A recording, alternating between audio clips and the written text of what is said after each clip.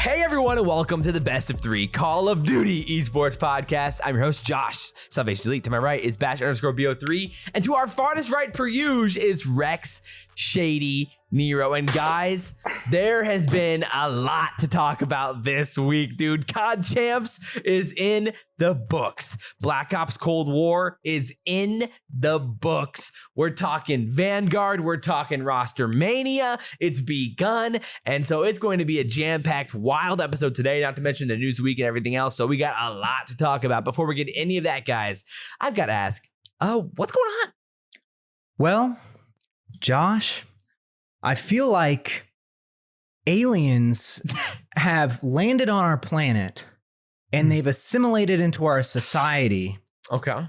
And what is actually the reality is that they aren't aliens. They're actually ourselves from the future observing us as...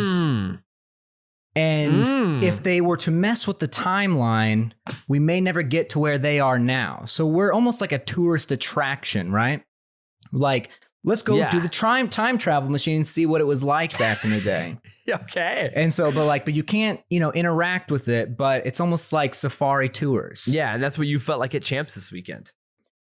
Yes, exactly. Yeah. I mean, phase along 1 for the ride, baby. Not so alien for phase to win, but that's true. All right. Well, fair play, Sam. How you doing? That was quite the start there. I was lost there, yeah, man. I am lost. How you doing? Doing good. Yeah, doing good. it's it's been a crazy week for the Best of 3 pod here. I mean, it was quite the momentous week for the whole pod. I mean, CoD Champs, of course, and then down at Rostermania, but then also we had an engagement and a baby born on the pod on the podcast live on the pod. Was born. So Sam had a child, and Rex had ring. So we're really in a good spot here. Yep. And then there's me. So there's a lot going on here, and we're going to be talking a lot of Call of Duty. I watched CoD all weekend, so I mean, I had a good weekend too. And it's been a blast. Loser. So, I know, embarrassing, right? Nerd. But we have a lot to talk about. So obviously you can listen on Spotify. You can listen on Apple Podcasts. You can watch on YouTube. You can drop a comment on YouTube, and you can drop a 5-star review Apple Podcast. Do you have one for us this week, or do we not have one? It's all good if you don't. I think I do.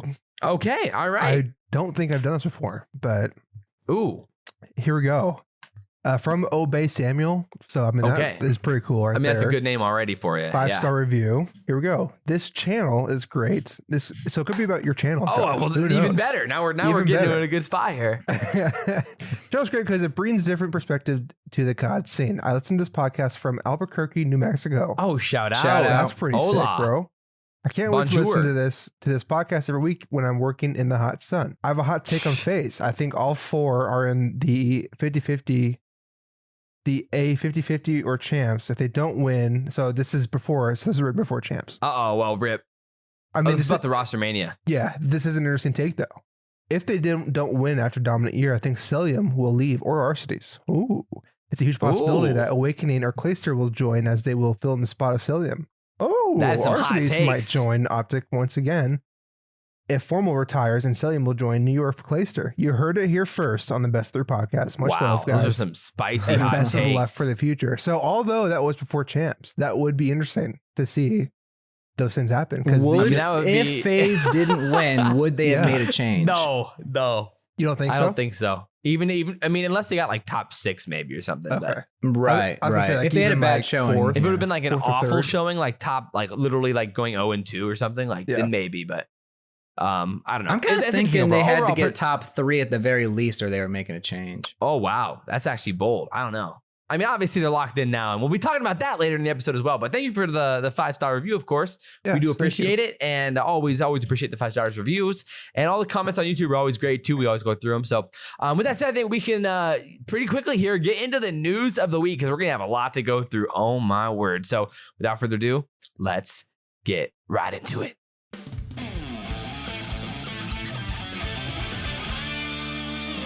The Call of Duty News of the Week.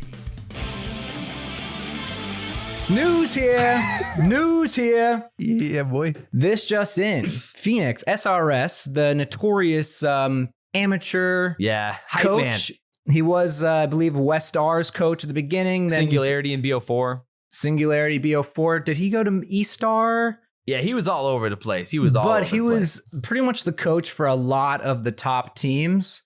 And I think he has garnered a lot of respect in the scene, and so much respect that he is now the head coach of Seattle Surge. Well, rumored to be the head coach of Seattle Surge. Which it seems like that's almost locked in this year too. So, I mean, that's off the rip. I mean, again, this will impact our Rostermania discussion later as well. But I mean, personally, I'm excited for this. I think it's a great move. I think Phoenix is really, really fun. I mean, you know, reffing in the AM scene, I've been able to see this guy up close and personal a lot. And let me tell you, he is the most vocal coach of all time, and it's not close. He gets hyped. He gets into it. He is so all for the players, and he's probably my favorite coach that I ever ref just because how hyped he'd get. And we'd always have fun conversations before, like the matches back in BO4 with like the Singularity guys and all That's that. awesome. So I'm a big fan of Phoenix. Big fan of Phoenix. Yeah. I think it's a really, I mean, I think Nubsy is an underrated coach, to be honest.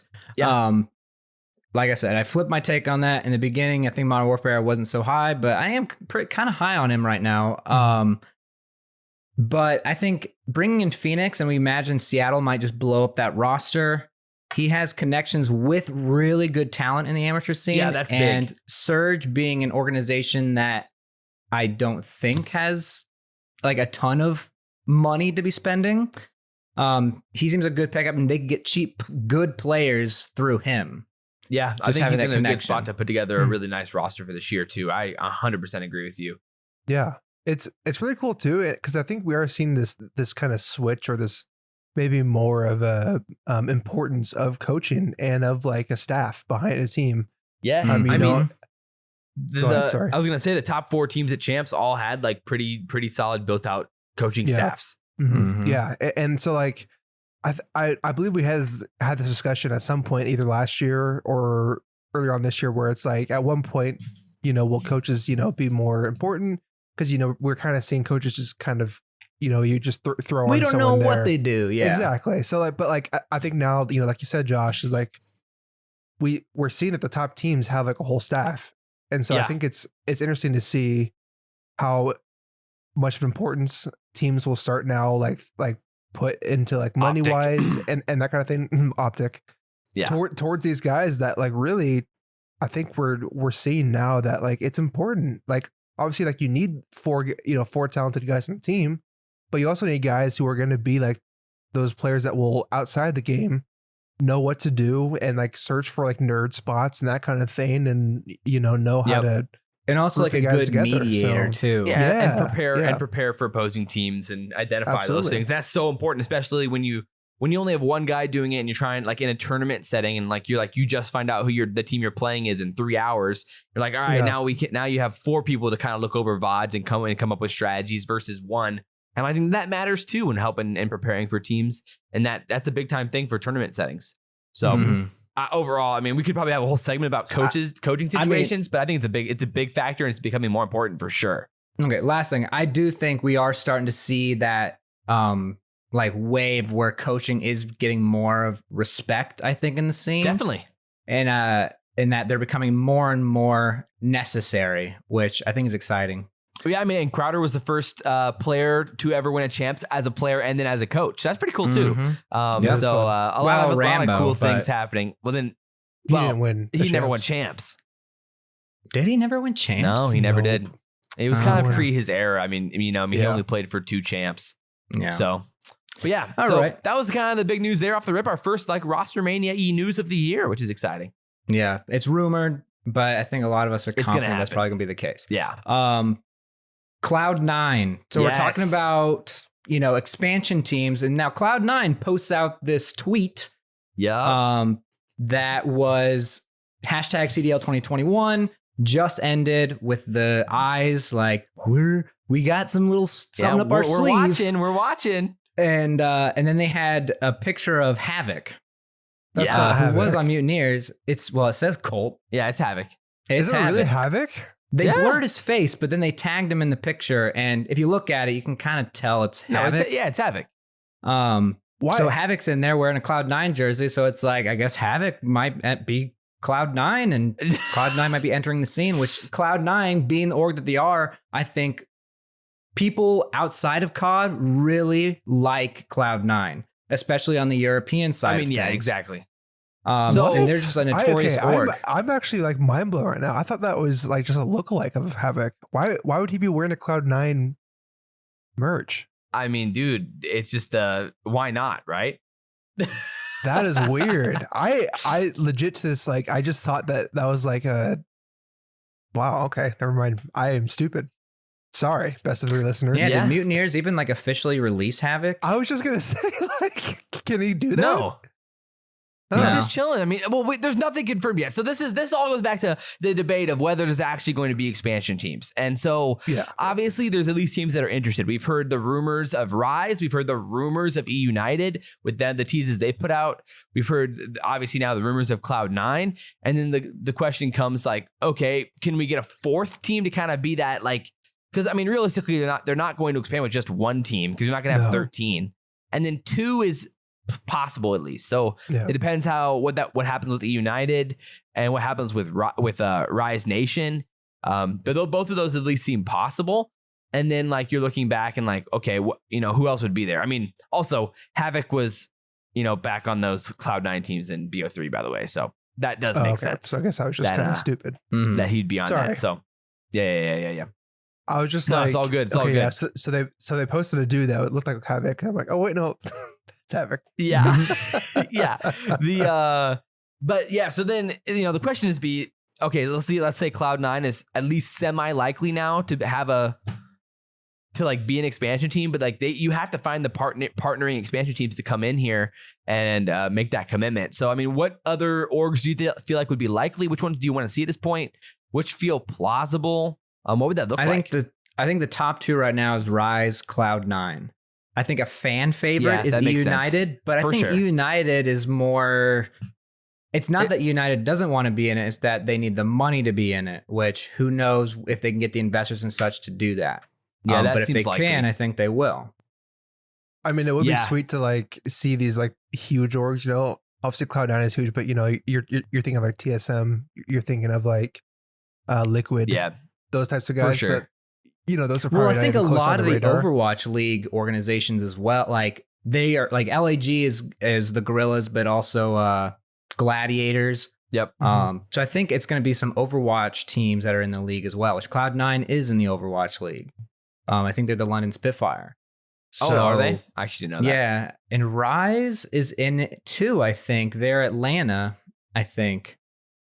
No, that's FaZe, right?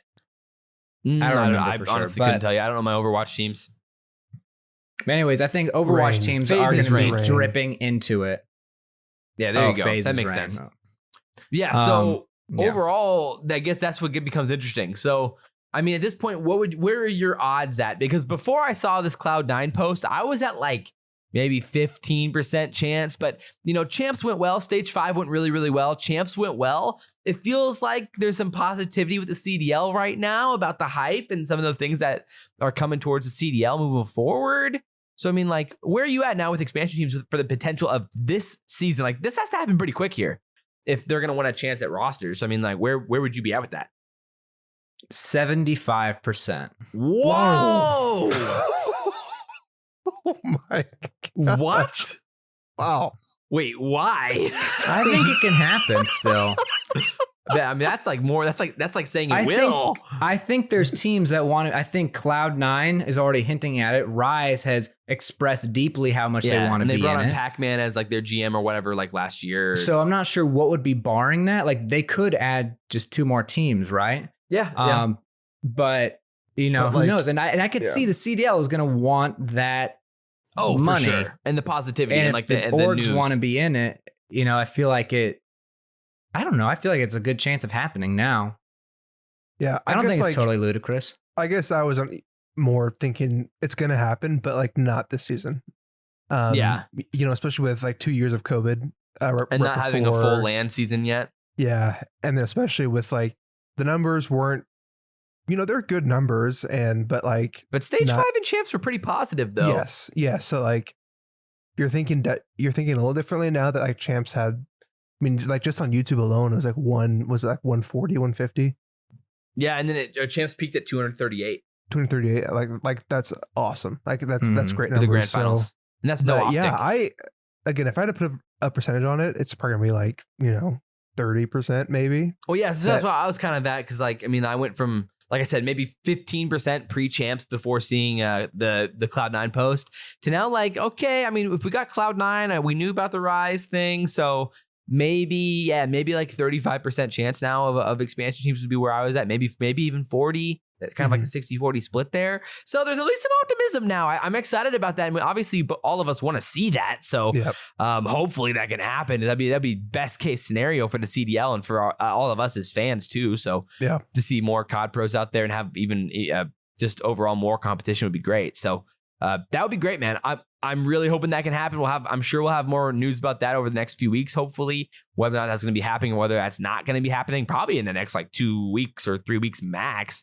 And a lot of conversation about that. So what else we got, Rex? So we got some alien type news.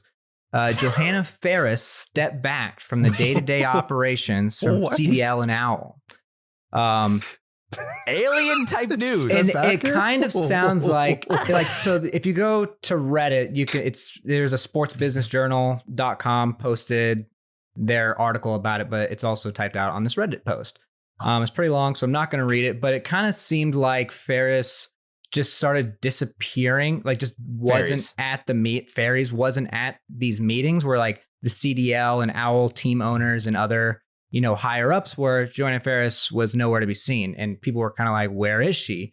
And it's got some of the CDL teams and some of these teams on edge because she is well liked and people like her a lot. Well, I think that was because she did change roles. So she stepped back from day-to-day operations, now overseeing more of Call of Duty's development. And so then Brandon Snow now took over as the head of Activision Blizzard Esports in July. So it was more about that role change was what really happened. And then, but like that, now the fallout of that is that people were questioning, like, that's surprising that at least Johanna's not even taking any part in these meetings anymore, where you thought maybe it'd be more of like a smoother transition. So that seemed to be the vibe from the article. And they seemed like, they really liked her. She was well liked, respected around both leagues, and her absence has some on edge. The new, Brandon Snow is the new head of Activision. I don't think there's any consensus on what people kind of think about him right now. I don't know anything about him. But I just know he stepped in kind of quietly. It was just kind of like just happened. And honestly, this could be a positive move just because Faries it seems like she was more involved with the leagues. And I guess this Brandon Snow guy, if he has a lot of like financial background, it's gonna be more corporate stuff that job probably entails. Yeah, his last 2 roles with the NBA was the Senior Vice President of Team Marketing and Business Operations, and then the Senior Vice President of Global Marketing Operations and Partnerships with China. So pretty interesting, different resume there for him. So yeah, we'll see. I mean, that it's just gonna be a little bit different change, something to keep your eye on, and maybe an explanation for why like we haven't heard as much from Johanna Faries lately, which it would make sense. Apparently she was at Champs, but she was not allowed to do any media at Champs because she doesn't directly work with the league anymore. So which is unfortunate. She seemed like a great fit for the league too. But so keep your eye on that. Josh, you might want to talk about this next one because some of these words I'm not quite sure what they are. What?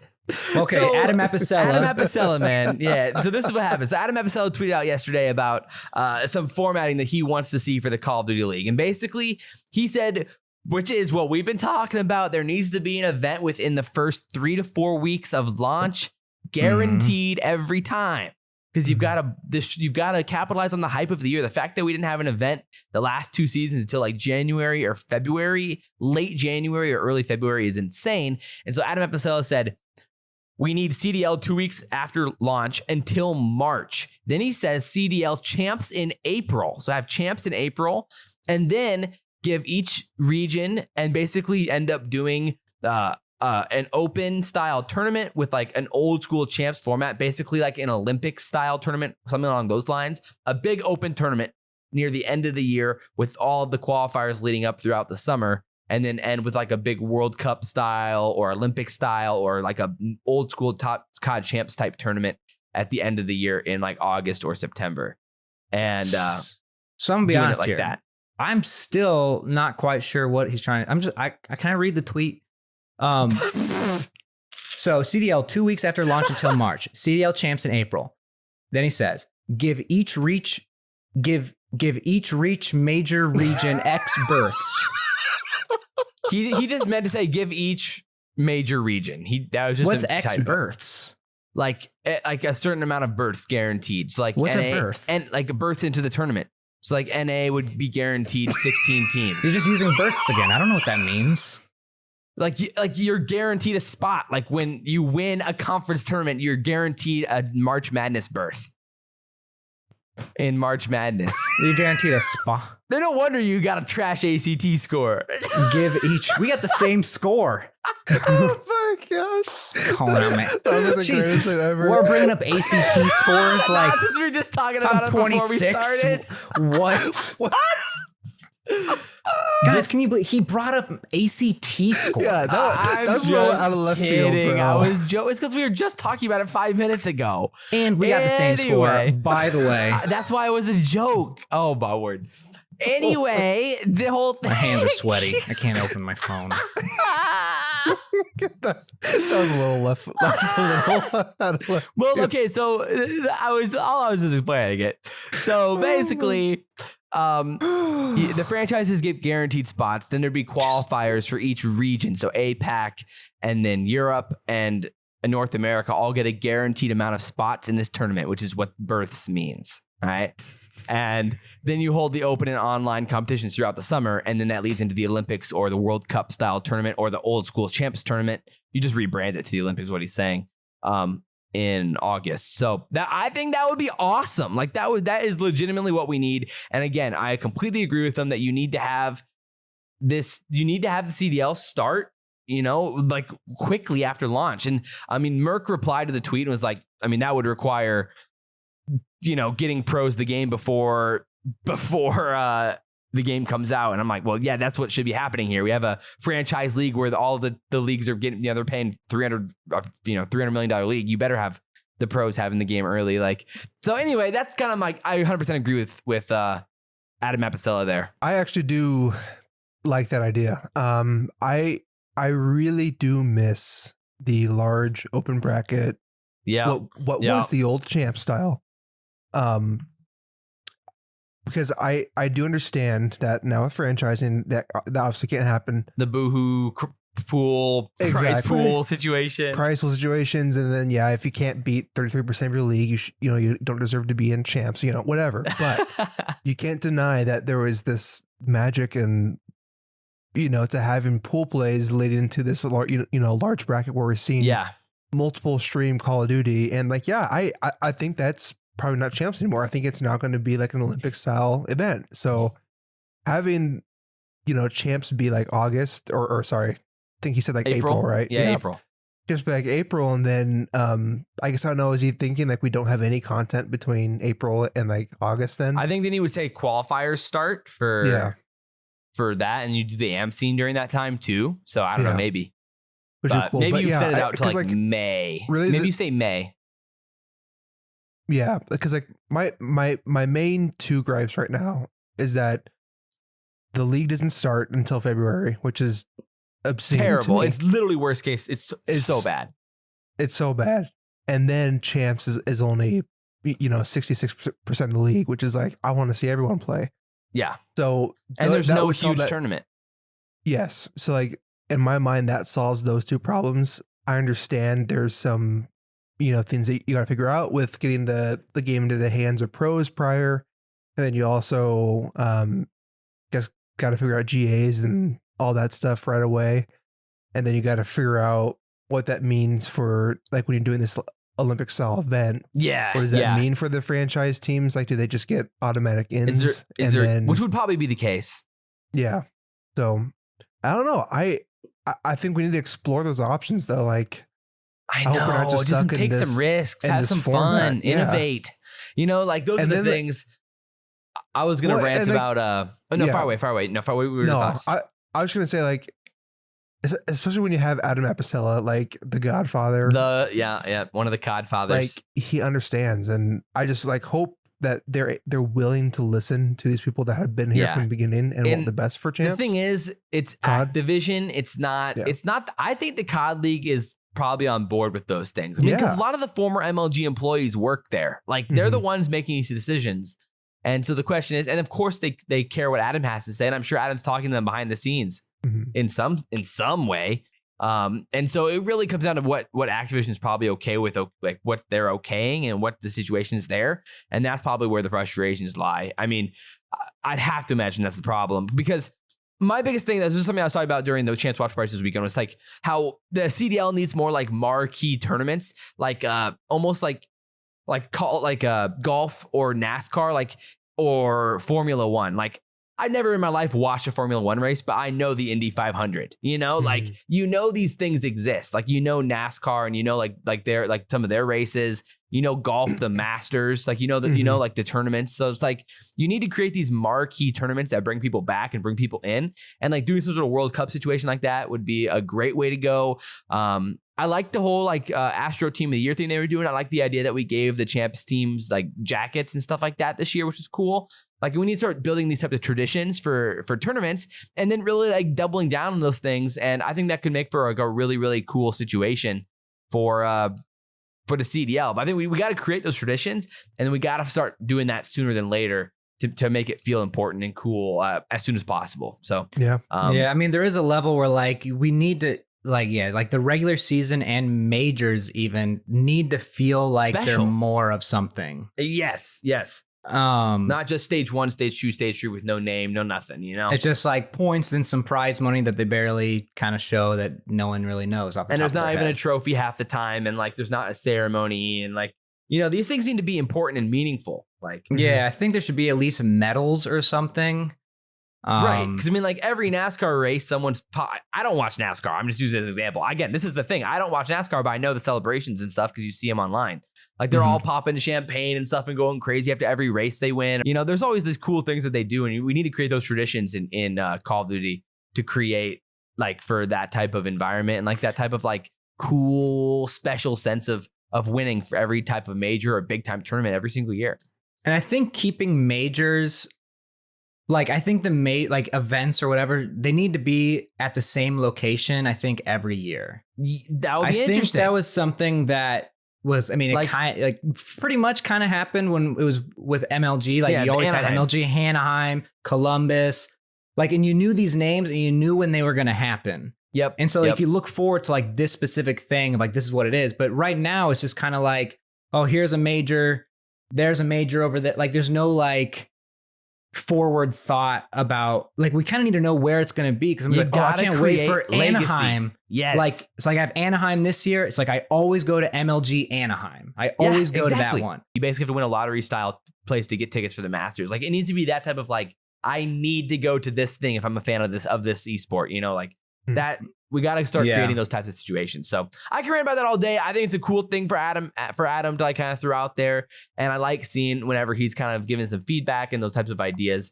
Heading to the offseason, I think it's just cool and definitely worthwhile talking about. So with that said, I think we can just kind of hop straight into some of our Vanguard discussion and talk about that. So without further ado, let's get into some Vanguard, baby. This is the price we pay for what we do. CoD Vanguard, CoD 2021.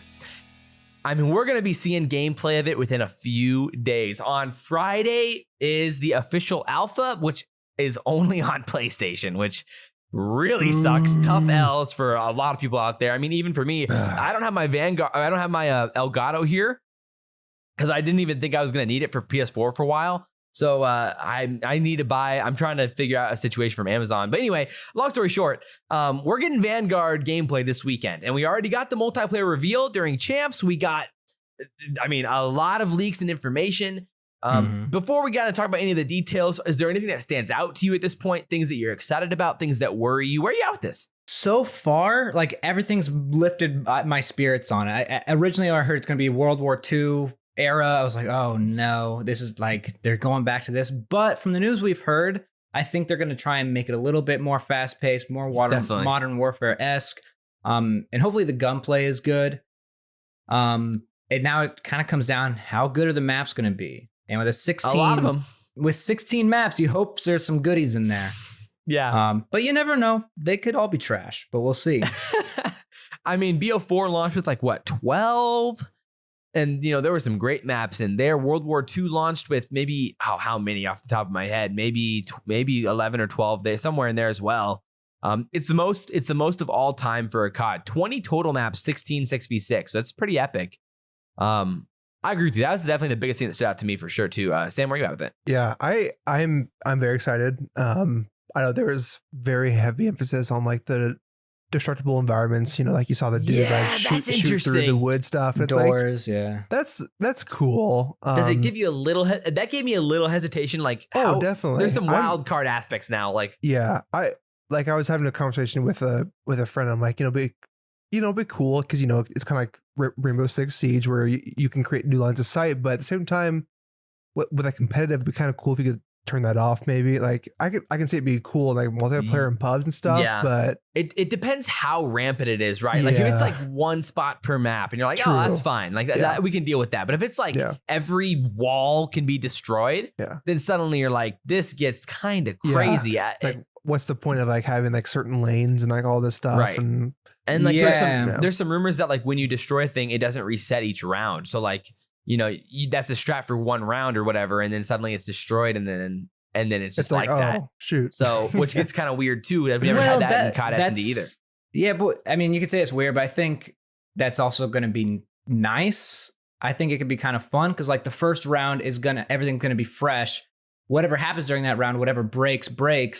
And now you don't have to worry about it anymore. Yeah. Hopefully it's toned down and they really didn't ramp that up too much. Yeah. Exactly.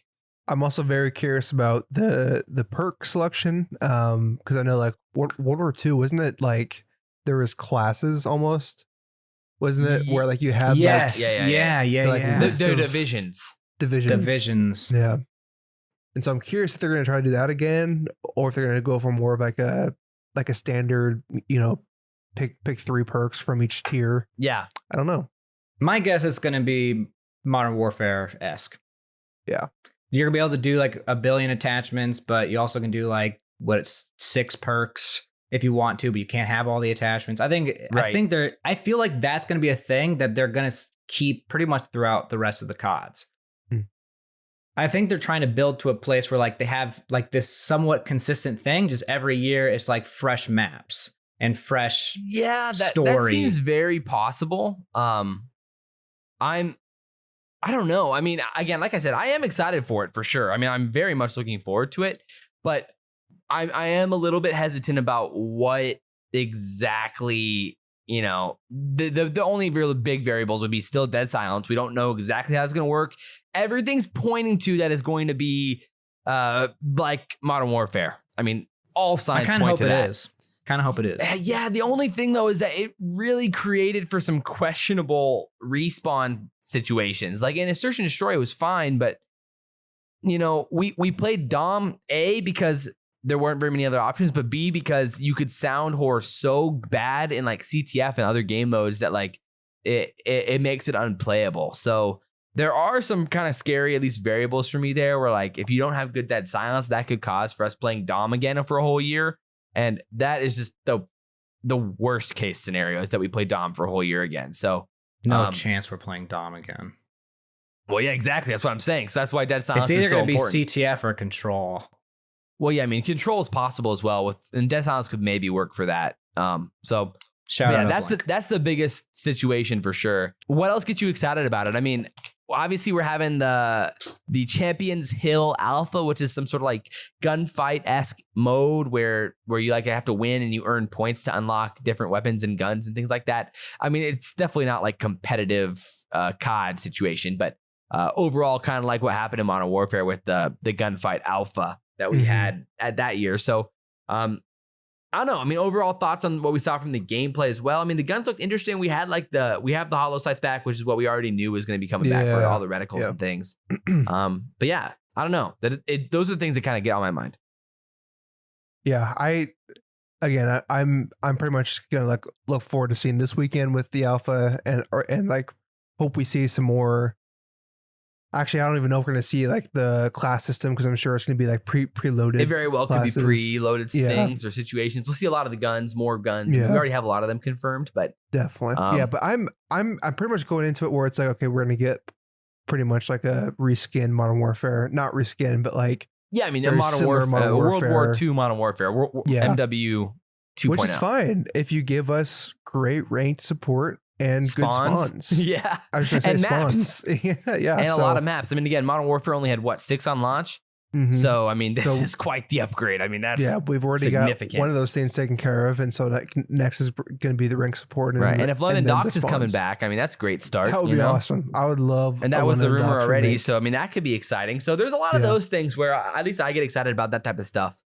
And then the other things are just big time variables. Sounds like Ground Wars confirmed with planes and tanks. So they're really trying to compete with Battlefield again, like we had back in Modern Warfare with Ground War.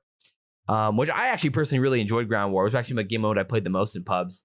But yeah, we'll see. I mean, the rank play is again the X factor too. So I don't know. Any other thoughts on Vanguard besides we're going to see it this weekend and I'm nervous, but also excited. I mean, again, I've already, seen some, or know things, but heard things. But we'll see. I'm looking forward to it overall. I'm still hesitantly optimistic. Are you guys both still in that boat? Same. Yeah. Hesitantly optimistic, but this is kind of the cycle COD too. So, right. But this one feels different. It does. It feels different every year. So we'll see. I agree. But I do think it feels different. Yeah. I mean, it is kind of like that. Just the rumors that there's going to be competitively focused in those things. I think there's a little bit more optimism, at least optimistic, like kind of viewpoints for me with like the potential for competitive support and stuff like that. So, alrighty, without further ado, let's talk some CoD Champs and then we can get into Rostermania, baby. So let's talk about who's some trash from CoD Champs. Let's get it. Trash. Garbage. Yes, sir. Okay, so CoD Champs, baby.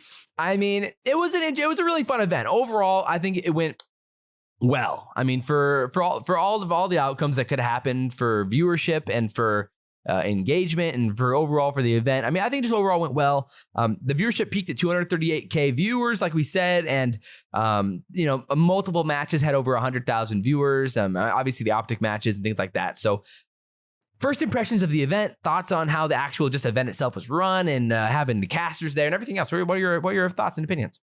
Let me start with the negatives. Oh, okay. The crowd. Okay. All right. Major 5's crowd was way better than the Champs crowd. For sure. But you could attribute that to that, the whole coronavirus thing kind of started picking up again. Yeah. And maybe like a lot of people decided not to go. I feel like how big was the stadium at Major 5? I honestly feel like venue size makes a difference on how it feels. Like they're in that USC like basketball stadium. Yeah, Galen Center. Yeah, and they show this thing. It's like we're not right now at COD. They didn't fill those seats, so it looks very empty. Yeah, I feel the only day that was really filled was grand finals. Right, but Major 5 seemed like it was busy, but it also was probably a smaller venue. So like it just made it seem more happening, more live. Yeah, I mean, it's very possible that there was more fans at Major 5. Just because of, there was maybe like 3,000 people at Major 5, 2,000 people at Major 5. I don't know. Between 1,500 and 3,000 probably. I think maybe CoD Champs grand finals, if I had to bet, I would guess it was like 3,500 max. But they definitely like really shortened that arena. I mean, that stage was very close to the I don't get the choice for the analyst desk to be right in the middle. Like I agree.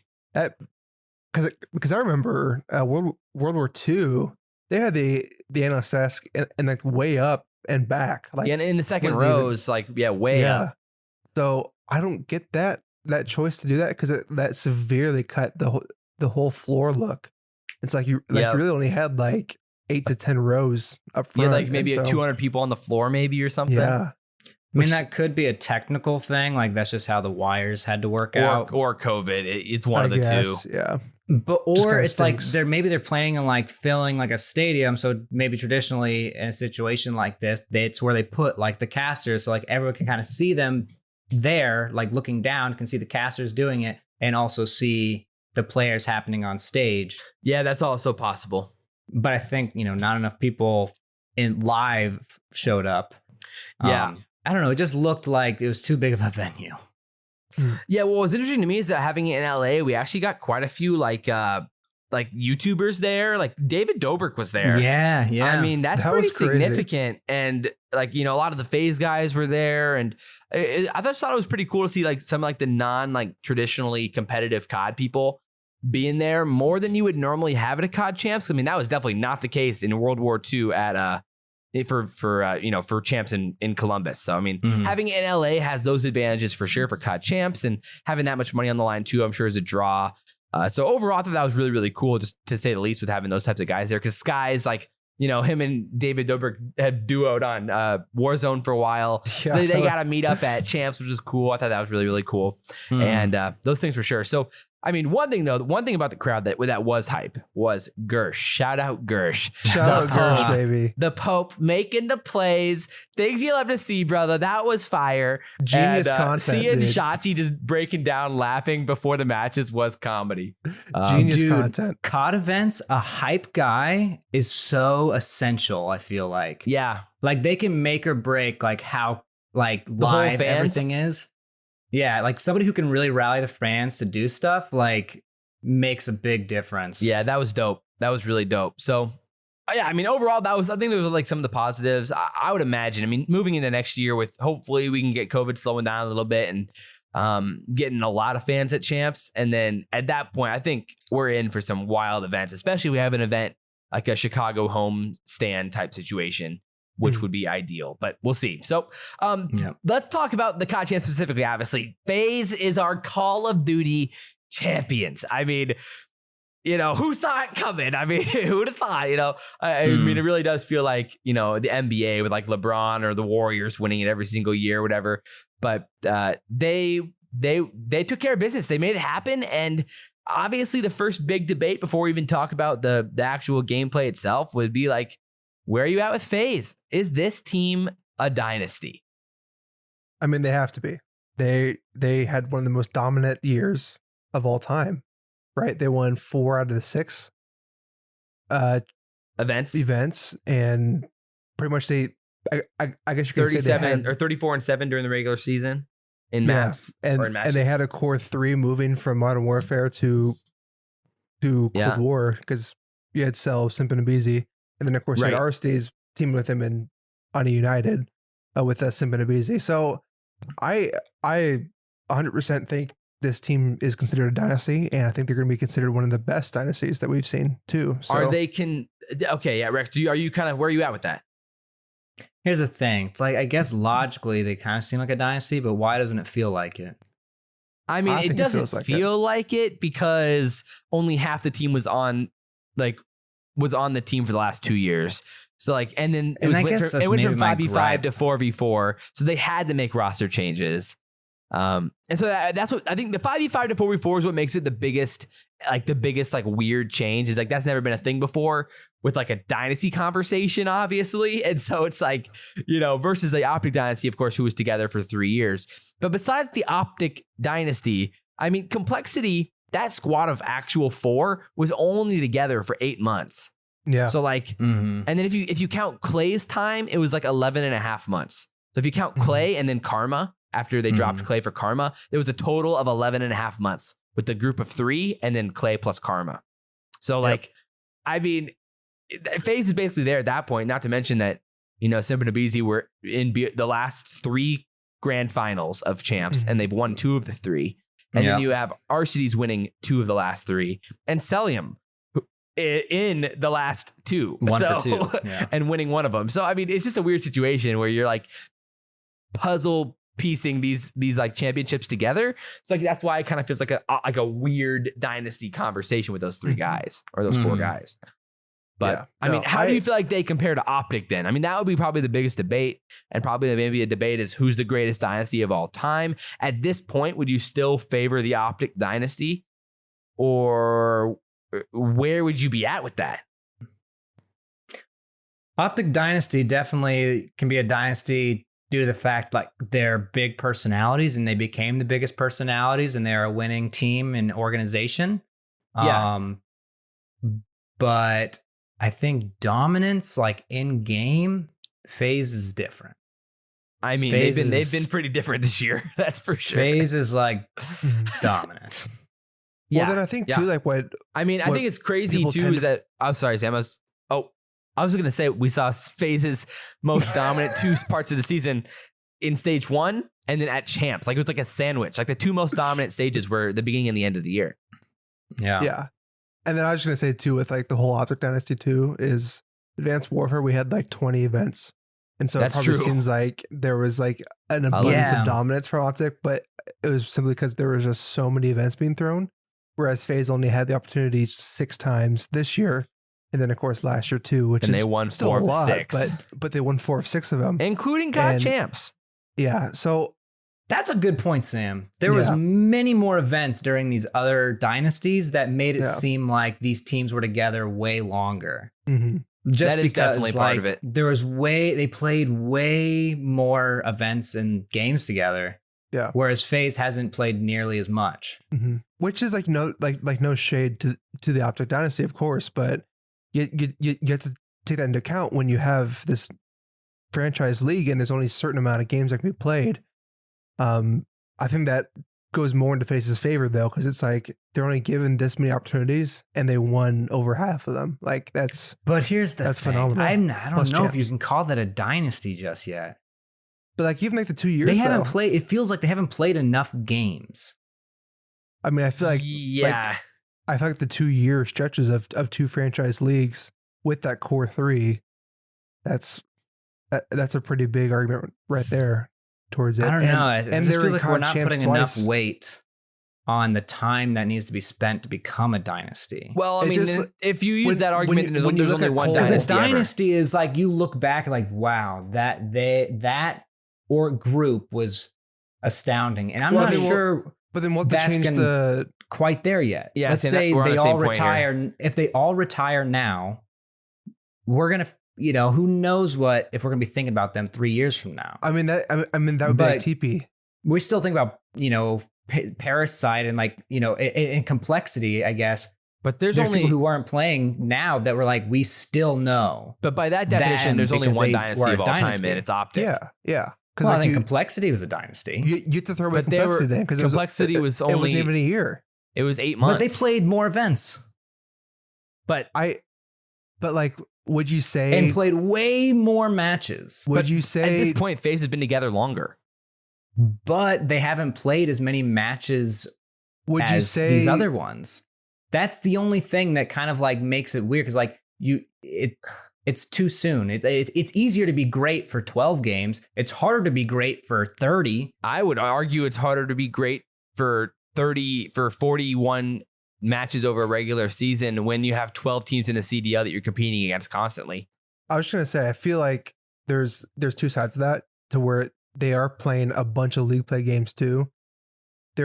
You're showing a consistency in huge like events over a year, where it's like back then they're playing like a bunch of events, a bunch of small time events, and I'm sure there's, with like the amount of roster changes going on with a non-franchise league and they're staying together, I don't know, I feel like you can make that argument where it's like they have more event wins over a span of a year. Not even event wins, just matches played.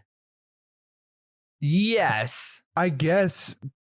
I don't know if but at the same time, everyone's on the same playing field though in this situation. Like everyone is still competing on FaZe's amount of matches now as they were back then. So it's like the ratios are still the same. Like you're still on the same playing field as the rest of the competition. Don't get me wrong, FaZe is dominant, but like there's, I'm not saying FaZe is a one-hit wonder, because I don't think they are, but there are such things as one-hit wonders. But I mean, those aren't dynasties. But then you also have to consider that 3 of these 5 players won champs in BO4, and then 3 of these 5 players were in the grand finals last year with the same FaZe brand. But they weren't. I mean, I guess like our cities, like, because the team has been split up enough too, where like that group of 4 has is been together not- longer than Complexity. That's not true. They have been together longer than this group of 4 has been together longer. This than is Complexity. Arcety's first time playing with Cell. Yeah, exactly. And they've been together longer than Complexity. Complexity was together for 8 months. But how many matches were played, Josh? Way more matches were played during Complexity's era. But you're still playing the same over the same span of time, and there's only 12 CDL teams that were all competing to take you down. I'm not saying it's FaZe's fault how it's scheduled. I'm just saying that I think there's an argument to be made that there needs to be more matches played to be a dynasty. Like, I feel like we need, like, dynasty has more weight to that. If we make them a dynasty, So the next team that comes in and is good for 2 seasons, that means Complexity is not is a dynasty. all of a sudden a dynasty. Complexity is a dynasty. But by your definition, they've Because only been with together a for 8 dynasty months. comes the fact that, like, these are names you're going to remember.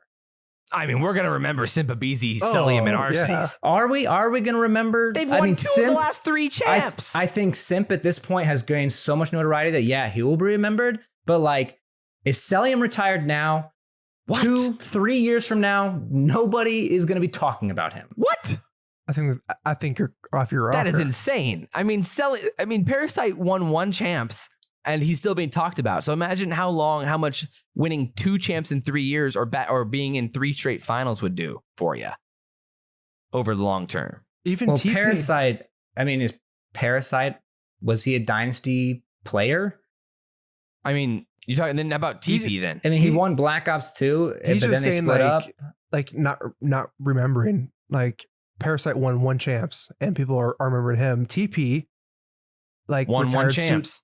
Retired soon after that Complexity stint, and we remembered him. Like, I mean, TP was part of OpTic. Then TP became a caster. TP was in our face all the time. But then Same what's as the Parasite. argument? He's in our face all the time. Are you saying So, Cell like, won't do that?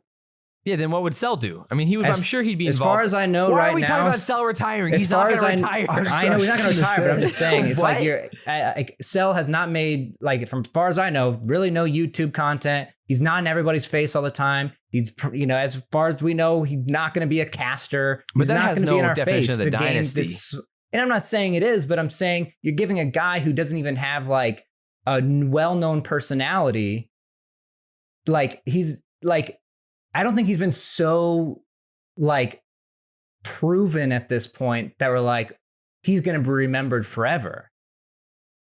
I just think that's crazy when he's been in the past Dynasty 2 champ players are finals. remembered forever. Celium, right now, I don't think he's a player that's going to be remembered forever. Celium's amazing. He could be a top 3, he could be the best player. But I'm just saying there hasn't been enough time to have that. You smoking some of that OpTic Pine Park, or No, Yeah. I'm not. I'm just making sense.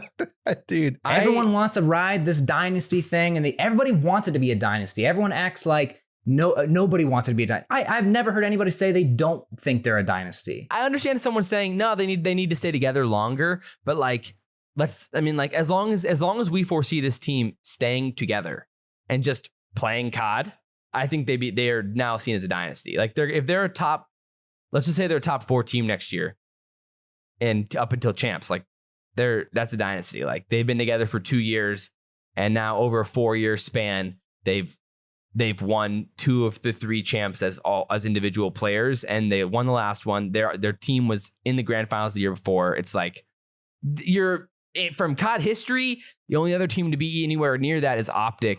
But even then, OpTic was only ever in 1 COD Champs grand finals. And yeah, they won it. And then But obviously OpTic did have the benefit of, like, they did win a lot of events. Oh, they won a ton of events. Don't get me wrong. They won a lot of events. And they had a lot of social media, like, fame presence. Well, that has nothing to do with it. Social Like, media, in my opinion, has nothing to do with being a dynasty. I think it does. Like, Babe Ruth, greatest baseball player of all time. Like imagine if no one talked about it. Imagine if she was never in any of the papers. He would be seen as a good player, but like... But he also won like every single year. So like that means that made him famous. Winning Exactly. every year made him famous. Everyone in COD knows Celium. Everyone in COD knows Simp. Everyone in COD knows Abizi. Everyone in But COD knows will- Arcety's. all those players be remembered 5 years from now? Yes. If guaranteed. they were to retire right now? Yes. No chance. Yes. 100%.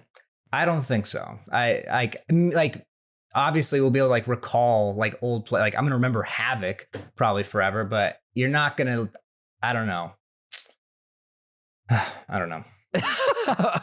Well, I mean, that was an interesting conversation. I don't know. I mean, like, again, it's Sam, are you willing to like 100% say Dynasty, FaZe's Dynasty? Like Yes. that. I'm shocker. I'm on the fence about like actually like declaring Dynasty, but I'm way more leaning to the side that they could be a Dynasty than not, because it just gets a little bit murky with the roster changes from 5v5 to 4v4. But besides that, they have, I mean, Sib and Abizi as a duo have debatably the most dominant run as a duo of all time. And then, I mean, now with this team, this was debatably the most dominant season of all time. I mean, of course, people are going to argue the amount of championship wins and the amount of tournament wins, but I mean, this is all that this team could. They competed as much as they could possibly compete this year, and they went 34-7, then won champs. I mean, that's pretty freaking great. It is amazing. Huge. We'll see. I mean, I'm just insanely impressed with the level of play from FaZe on the season, and for them to be able to cap it off. So we haven't even talked about anything else at champs at this point, and we're like an hour into the podcast, and we still have all of Rostermania to talk about. So we're going for 2.5 hours, boys.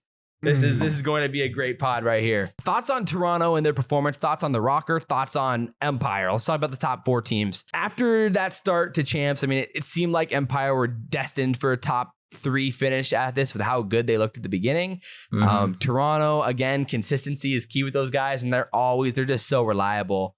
And then the Rokkr, they put on they really showed up. They showed out and they showed up. And so thoughts on those teams? I'm glad how it turned out. I'm glad we didn't see like an Evil Geniuses run from World War II. It's nice to see the teams that have been consistently good winning and also getting those top placings, because then it, kind of verifies the information we had this whole time. Right. It sucks when like all of a sudden champs like, Paris Legion comes running and wins it. This was something I said in the breakdown video, was like, it was nice having the top 2 teams on the year be in the grand finals. Like, these are the 2 best teams. It's FaZe, it's the Ultra. It's what we wanted to see. We had predicted it, with those 2 teams facing off in the grand finals.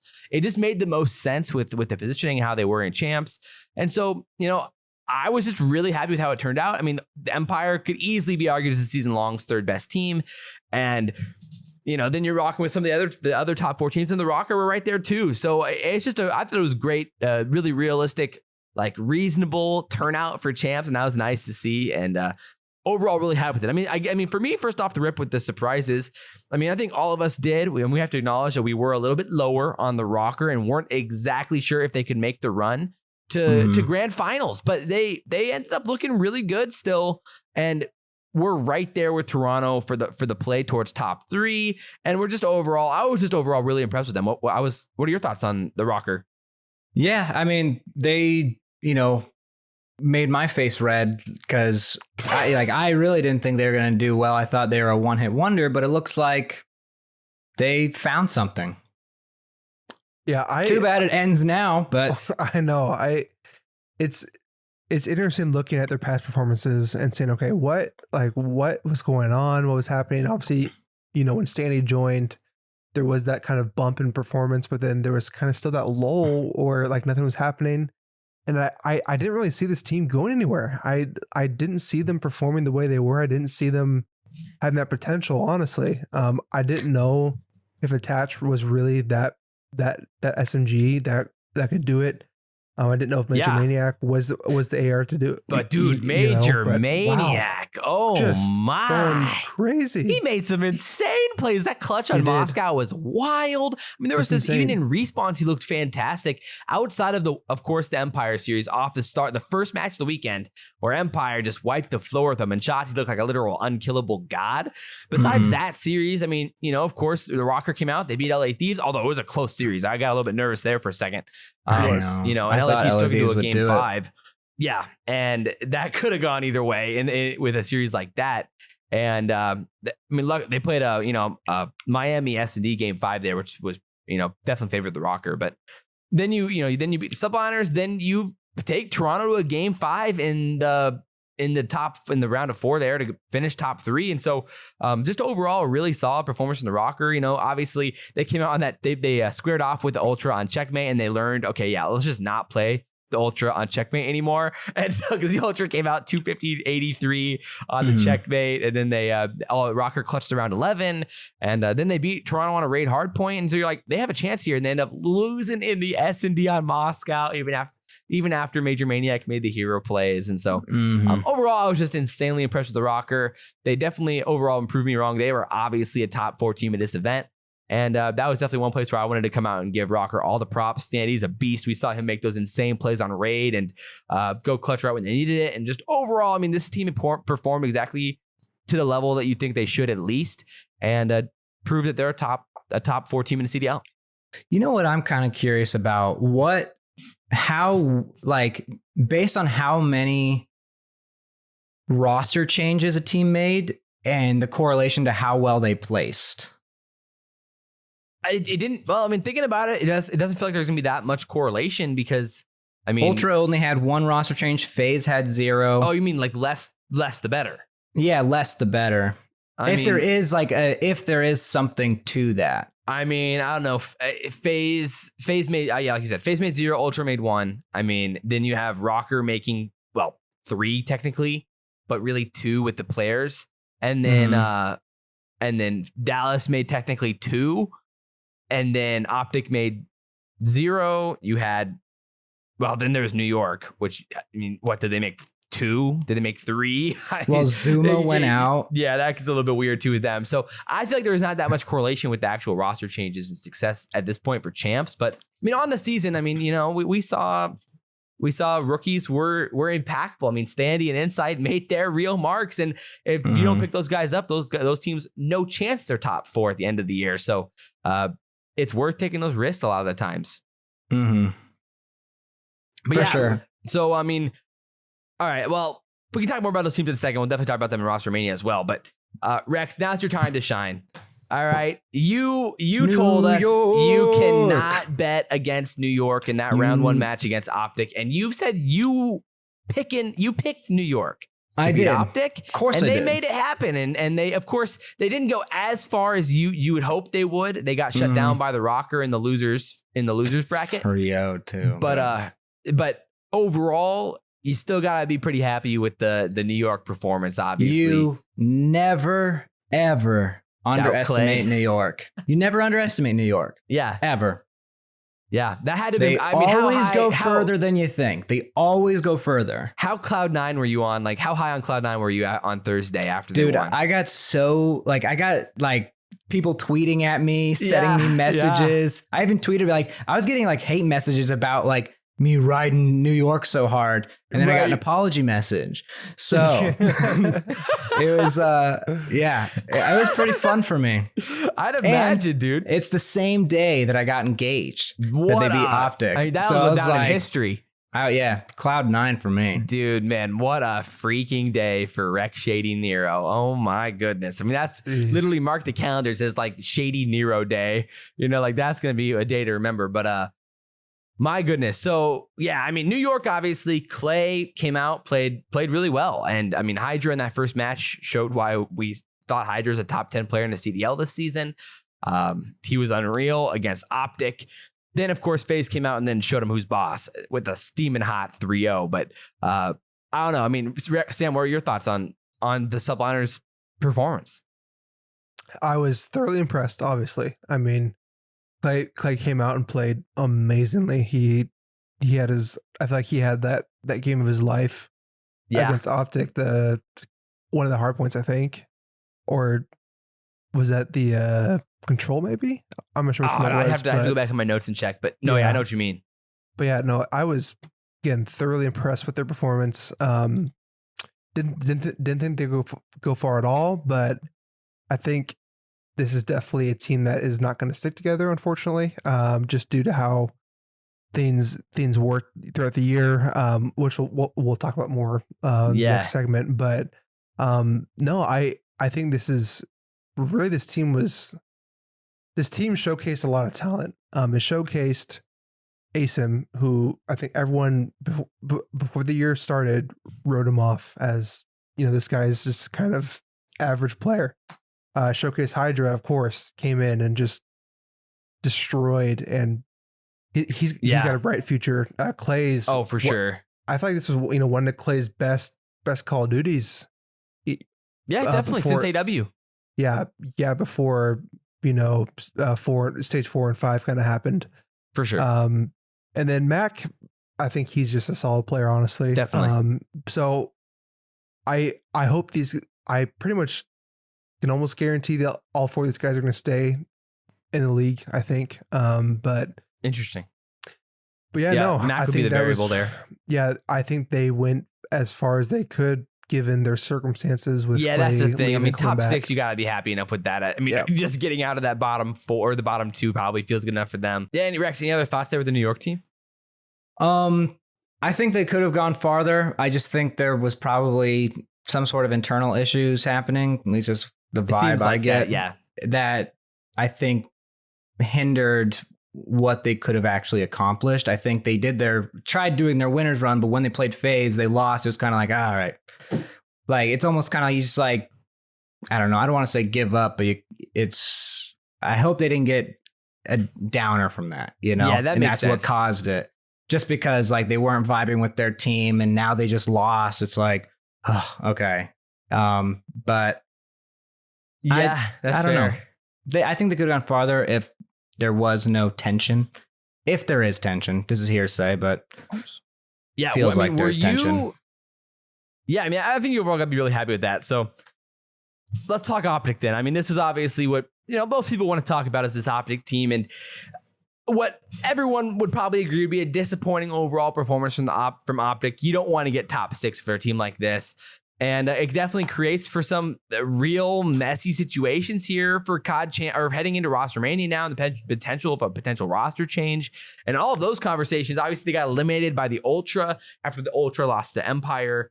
And of course, OpTic got upset by New York, beat Florida. So where are you at with this OpTic team? What was the problem for them in the series? What was their problem in this New York series, in this Ultra series?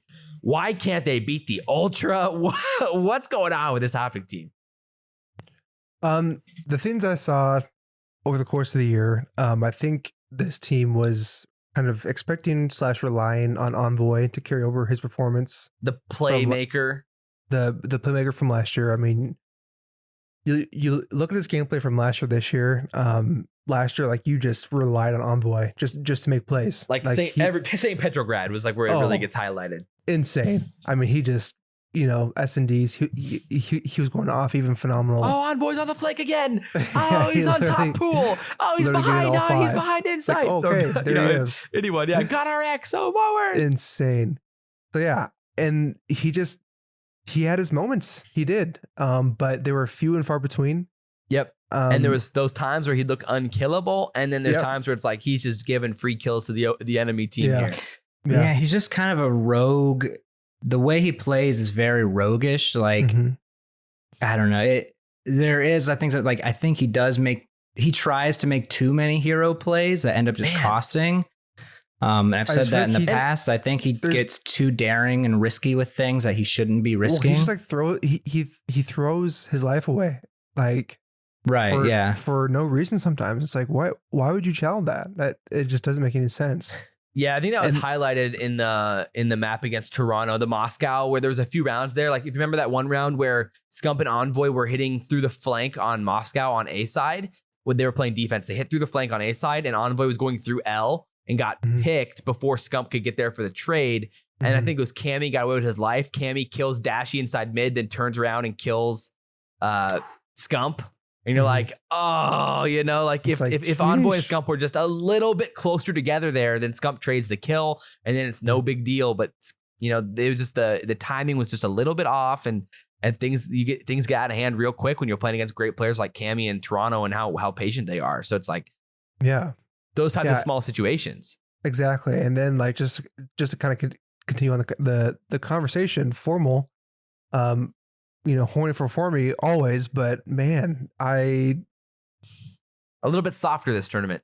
Maybe a little bit softer throughout the whole year. Honestly, it just kind of slowly, lost its rigidity. Go on. I'm listening. Yeah, I'm a fan. But yeah, I can't like really even pinpoint it. It just like when you look at his gameplay, it seems like he just loses gunfights.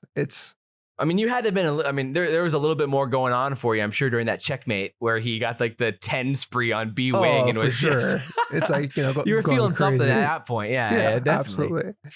But yeah, it just definitely wasn't the most impressive year from him, unfortunately. And then really like your bright spots then were Scump, of course, going just really Champs showing form. up and showing out. Champs form for sure. And then Scump's been good all year. yeah, he's for sure. He's been phenomenal. Especially in S&D. Yeah. And then Dashy's just, you know, he has been phenomenal. He's reliable.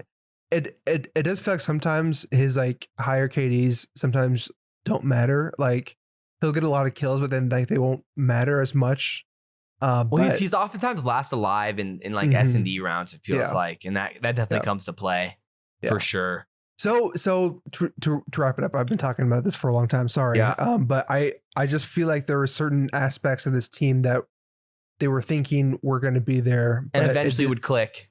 Yeah. And click. And then they weren't. And it kind of just ended up being Scump and Dashy kind of fighting for themselves. And then it just didn't click. So I do think that this team does need to sit down and have a serious conversation about where they want to go. The future. I mean, this is, again, I've already screamed this to the mountaintops enough. People know my argument at this point that the top 4 teams have built out coaching staffs. OpTic does not. They could have an assistant coach. They could have an analyst. They could have an S&D analyst. They could have a lot more people on this team to help just really the whole squad with these small things that go wrong. And like, we're like, you know, you're not watching the cross to B against Toronto, who's the team who wraps the bomb to B the most out of anybody in the CDL, and you're not getting that information. It's like on defense, you're playing blind rounds against Toronto, who's the best at converting when bombs down. Like, I'm just like, I just don't agree with that. And like, those are the things that get me a little bit surprised that they're making mistakes like that this late in the year against teams like Toronto, when you know you've got to play for that information and play your life and then play together on retakes. And those types of things, how is that not happening at this point? Like after that loss against Toronto, at that point, OpTic only had a 53% conversion rate in first bloods. So like once they get a first blood, they only won 53% of those rounds through their first 3 matches but when they got eliminated. Where like at that point, Toronto, FaZe, and Dallas were all at 100%.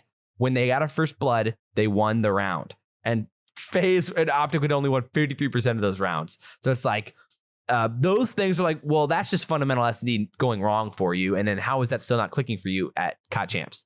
You know, so that's where I have my big time questions and reserves about this squad and whether or not they should stay together heading into next year. Fair. You agree, Rex? Just overall? Yeah, I agree. All right. Fair play. Well, real quickly, let's just talk about the bottom few teams that we can get into Rostermania talk.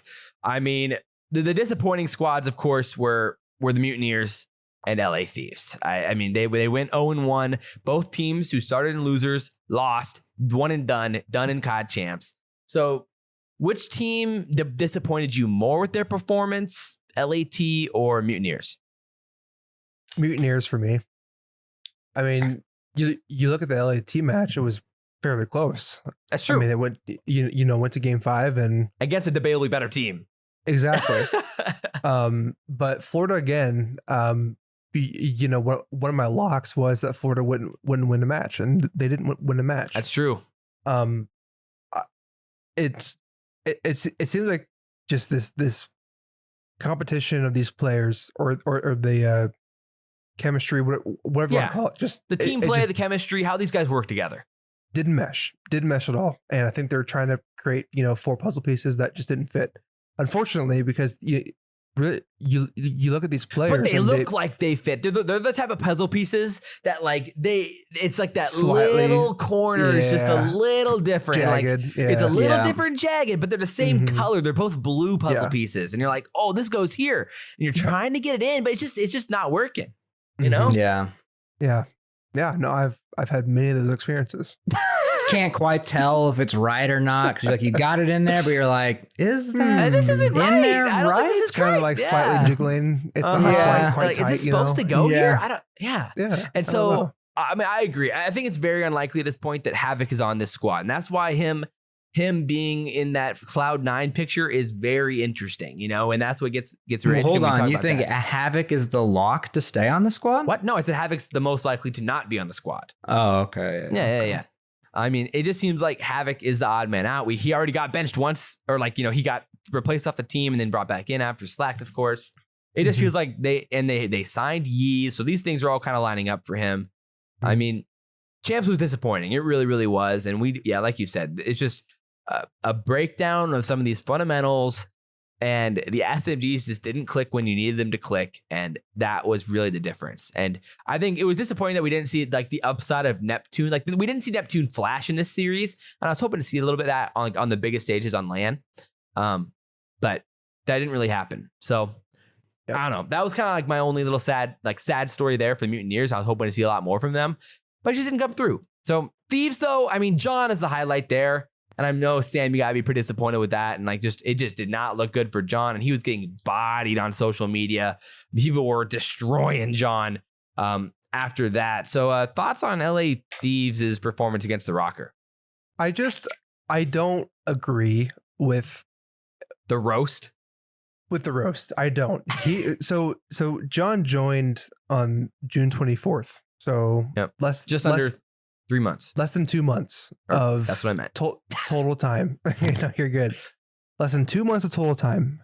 And so you're bringing John on at a very critical point with this team of you need to figure out your team now for champs. You just have to. And they'd already gone through 47 roster changes before that. And they already had gone through an insane amount of roster changes.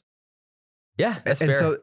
And so to be fair, though, too, is that was their last roster move. So they had they banked on this one. Yes, they banked on this one. It just seems like it's extremely hard for a player in that position to shine when you're banking on that team chemistry to move forward, and you have to mold yourself into the puzzle piece of that team. You have to become the missing link. Even if it's not ideal, you have to be that missing link. So there is a tough spot to be in there. You literally have to mold to them. You have to. There's no room to move, really. So I understand from the public perception that yes, he didn't perform. You see some of these rookies or some of these guys come on and kind of show up right away. But to me, I see it as more of they are forcing him to play a certain position. Whereas I think you're giving these rookies that come on earlier in the year more time to mold and more time to kind of do their thing.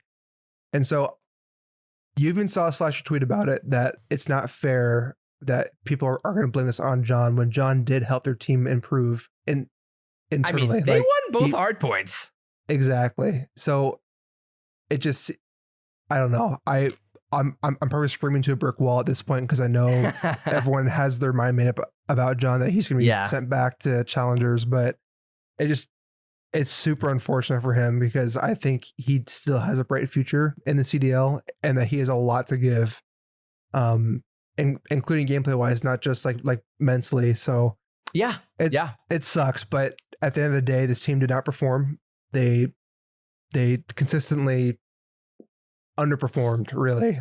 So I'm sure there's a nuke incoming. I'm guessing, you're gonna have Kenny and maybe Slasher, maybe not Slasher, maybe just Kenny, honestly, and Draza too. I'm sure is a lot. Yeah, we'll see. But yeah, it sucks, man. It sucks.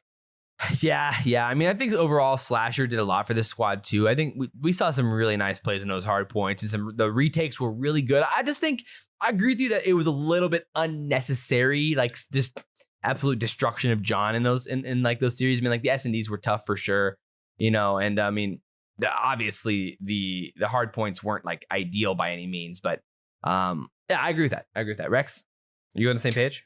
Yeah, I think Thieves are maybe getting roasted a little too hard. I mean, they did go to a game 5 against the Rokkr. Thieves started in losers bracket during this.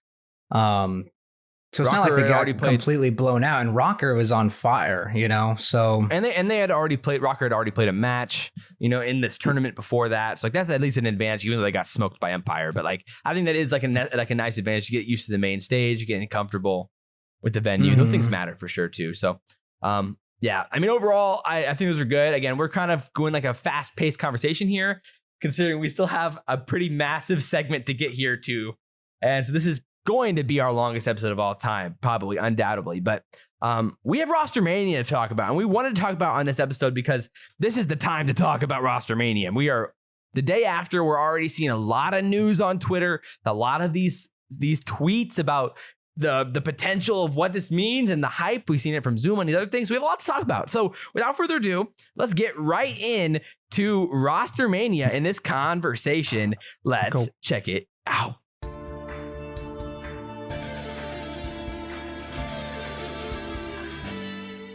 That's hot. That's hot.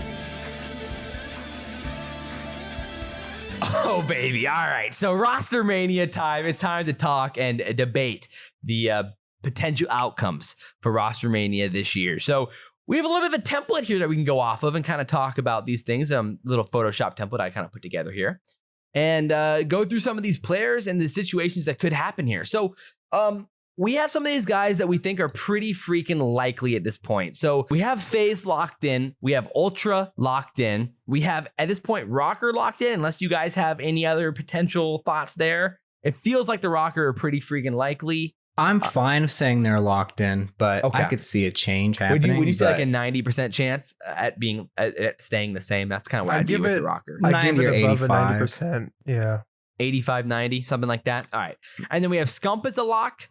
And we have Hydra as a lock. And then we have Yeez and Neptune as a lock for Florida. Well, wait, hold on. So why do we have Yeez as a lock?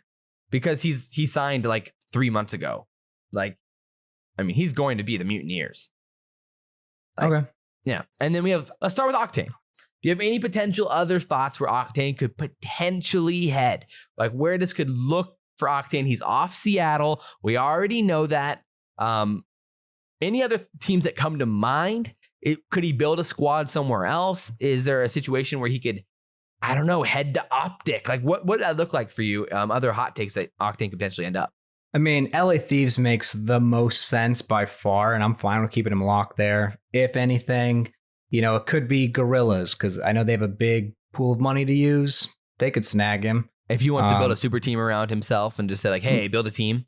Yeah, maybe OpTic. I kind of doubt it, but maybe. Yeah, I mean, yeah, that's more of a far-fetched one in my head, but yeah. Do you have any other thoughts? Yeah, I was just gonna say if like one of the bottom 4 teams like throws him a bag and is like, listen, we're nuking our roster like Paris, Ravens or LAG, and then just build around it. Build your squad. Okay. Yeah, that's possible. I think LAG makes a lot of sense because I think they're gonna probably. I mean, that squad's probably gone. So yeah, that would make a lot of sense. So besides that, everyone else is a clean slate. I know you can't really see that right now on the YouTube channel, but I hope you guys like the colors. I worked hard on this to make it look pretty and look all right. So we got a nice little sheet here. So, okay, let's start from the top here. Dallas Empire. I mean, thoughts on this roster? Is there a potential for something crazy? This is why I didn't lock it in because I want to have this conversation. We talked about this last week or in our first, like, what could happen with champs or what could happen with the rosters.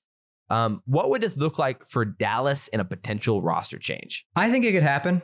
I think there was some internal turmoil maybe happening in that camp a little bit. Honestly, I mean, I could see Shotzi leaving. Man, that would be steaming hot. It would. So you don't know, like maybe Empire will fight really hard for him, but I don't know if Shots is going to want to play maybe with Crim. Maybe. Okay, let's give our odds of what do you think is the odds that either Crim or Shotzi leave versus they all 4 stay? I think I think Crim stays. I think Crim stays too. But do you think it's fairly likely that one of them leaves then?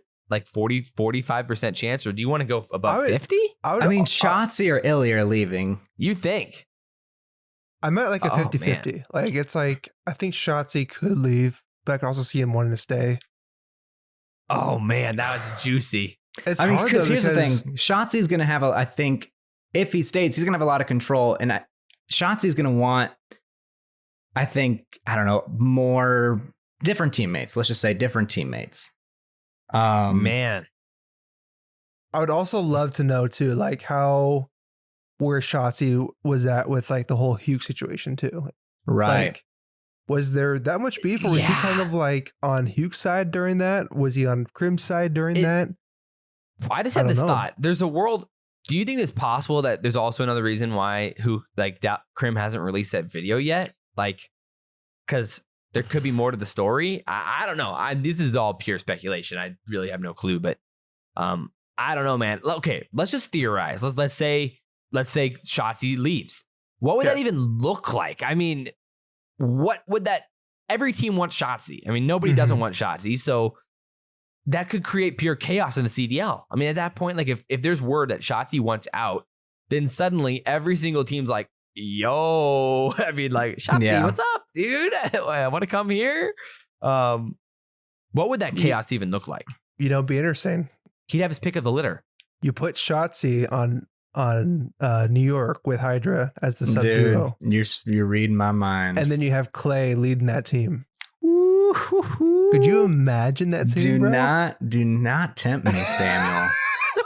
Dude. Do not tempt me. You can't be saying that around Rex. I mean, speaking of horny for me, I mean, because soaking for Shotzi. Really, realistically, Shotzi is gonna need it. Like, he wants that duo. Like, he wants a duo. And so that's right. It seemed like he was missing that once Hook left. Definitely. Okay. So let's just start filling in some people here. All right. Yeah. So we think Crim's staying. And I think so. I think based on just the NV Empire brand, they're very like winning. It could be a contract thing too. He probably signed a big old contract. Yeah. Crim is the most winningest player. He's a great personality to have. I think Illy's staying too. And Crim is consistently a winner. So you can't say not take him, you know? If you're asking me, I think Illy's a lock on Empire too. Really? I do. Man, oh my. But like, what's this team without Shotzi? I could see that too. What's this team without Shotzi though? That's my problem. It's like, if you're Crim, don't you know that if you get rid of Shotzi, you might be in some trouble? Like, I think they do, but I think it's not their choice to have Shotzi leave. If that's the case, I think it's Shotzi's choice to leave. Oh man. This would be a bold, hot, steamy take. I don't know. Well, based on what these people are tweeting, makes it seem like. Can we lock in Clay too? You think Clay's a lock for New York or for New York? If Clay plays again, I think New York. Yeah. Oh, did I leave Clay off this list? I think him and Hydra are for sure there. Yeah, if Clay doesn't retire, I think he stays on New York, and because Clay has always preached about he just wants to find one place that he could just stay forever. Okay, yeah, he has Hydra on that team, and Hydra, you don't want to give up playing with Hydra. I mean, I also think that it seems pretty likely. I mean, Clay and Hydra kind of seem like this like unwritten duo at this point, like when they're better together situation, you know? Yeah. So, well, you can. I mean, you can kind of tell just like how much it feels like Clay has added a lot of value to Hydra. Like it's almost like a second, like a older brother situation with those two guys. I like that one too. So. Okay, all right. Well, we're slowly making progress here. So, are there other players that you feel pretty dang confident? Maybe we just kind of shotgun shell it for a little bit to hopefully get some puzzle pieces in place. All right. Yeah. So, are there any other players or teams that kind of come to mind for you that I think Draza and Kenny stay in LA Thieves. You think Draza stays in LA Thieves? I actually feel pretty good about that one too. Yeah. Draza, Octane. Then do you think Kenny stays then? Because I feel like that feels pretty likely. Kenny stays. Kenny's got to be staying. Okay, I'm down for that. Yeah. What do you think about Skies in Florida? I mean, Florida's an interesting situation. I agree because they're all great players, but they're definitely not staying together. Because the question is, would there be somewhere else for him? Like, is there another place that a team would be all in on Skies? 100%. I think Skies stays on Mutineers. See, that's what I'm thinking. Skies And is I think- their I think poster boy. Awakening leaves. Awakening? I think Awakening leaves. Yeah. What? Really? I feel like I it's more think likely most- that Awakening leave or stays. Well, Skies is their think poster Skies and boy. Awakening. Yeah. See, like Skies has turned into like mutineers. Yeah, Like- Skies is like the he's poster the boy of face. Mutineers, and Skies is also a great player. So it's like, Yeah, I And mean that's remember, fair. we did see Huke and Skies sitting next to each other at Champ or at Major 5, was it? Yeah, that's So, true. Who knows? I don't know. I mean, like the question is, then Awakening. Awakening know, ends and- up somewhere. I think, honestly, Awakening, if I had to guess, I don't think he's very connected with all these players. I think he's very much like his own individual, I guess. He's going to end up on a team either like LA How Gorillas. does that look? Really? I don't think so. I think it'll be something like I feel like LA this squad of Gorillas 4. I for think Mutineers. I feel like you don't sign Yeez unless you're like committed to making a roster happen already. Like, But here's the thing. You're keeping the 3. Like, I feel like Skies and Awakening they're both great players themselves, but I don't think they really work together so well. but we're going back to a Modern Warfare game where they were both straight up gods in 2. I really think this roster's happening. I'm kind of weirded out that you just assume Yeez is going to be a starter. I was going to say, I think there's he might plenty not be of starting. I think there's plenty of people who are subs who never start, like Fellow. I mean, eventually did, but like he wasn't supposed to. And he was a sub. I don't know. Based off some of the tweets I've seen from Yeez, I just feel really confident that this guy's starting. But I mean, if he's starting, they're doing something big. I don't think Skies and Awakening play together. really, There's just something off with those two. Like they can't. who would your vote be then? I think Awakening out. But then who would you put in? I mean, I don't know yet, but I don't think Awakening's there. Okay, well, I just feel like it's just very possible that Awakening stays together. They bring in Yeez and see how it goes.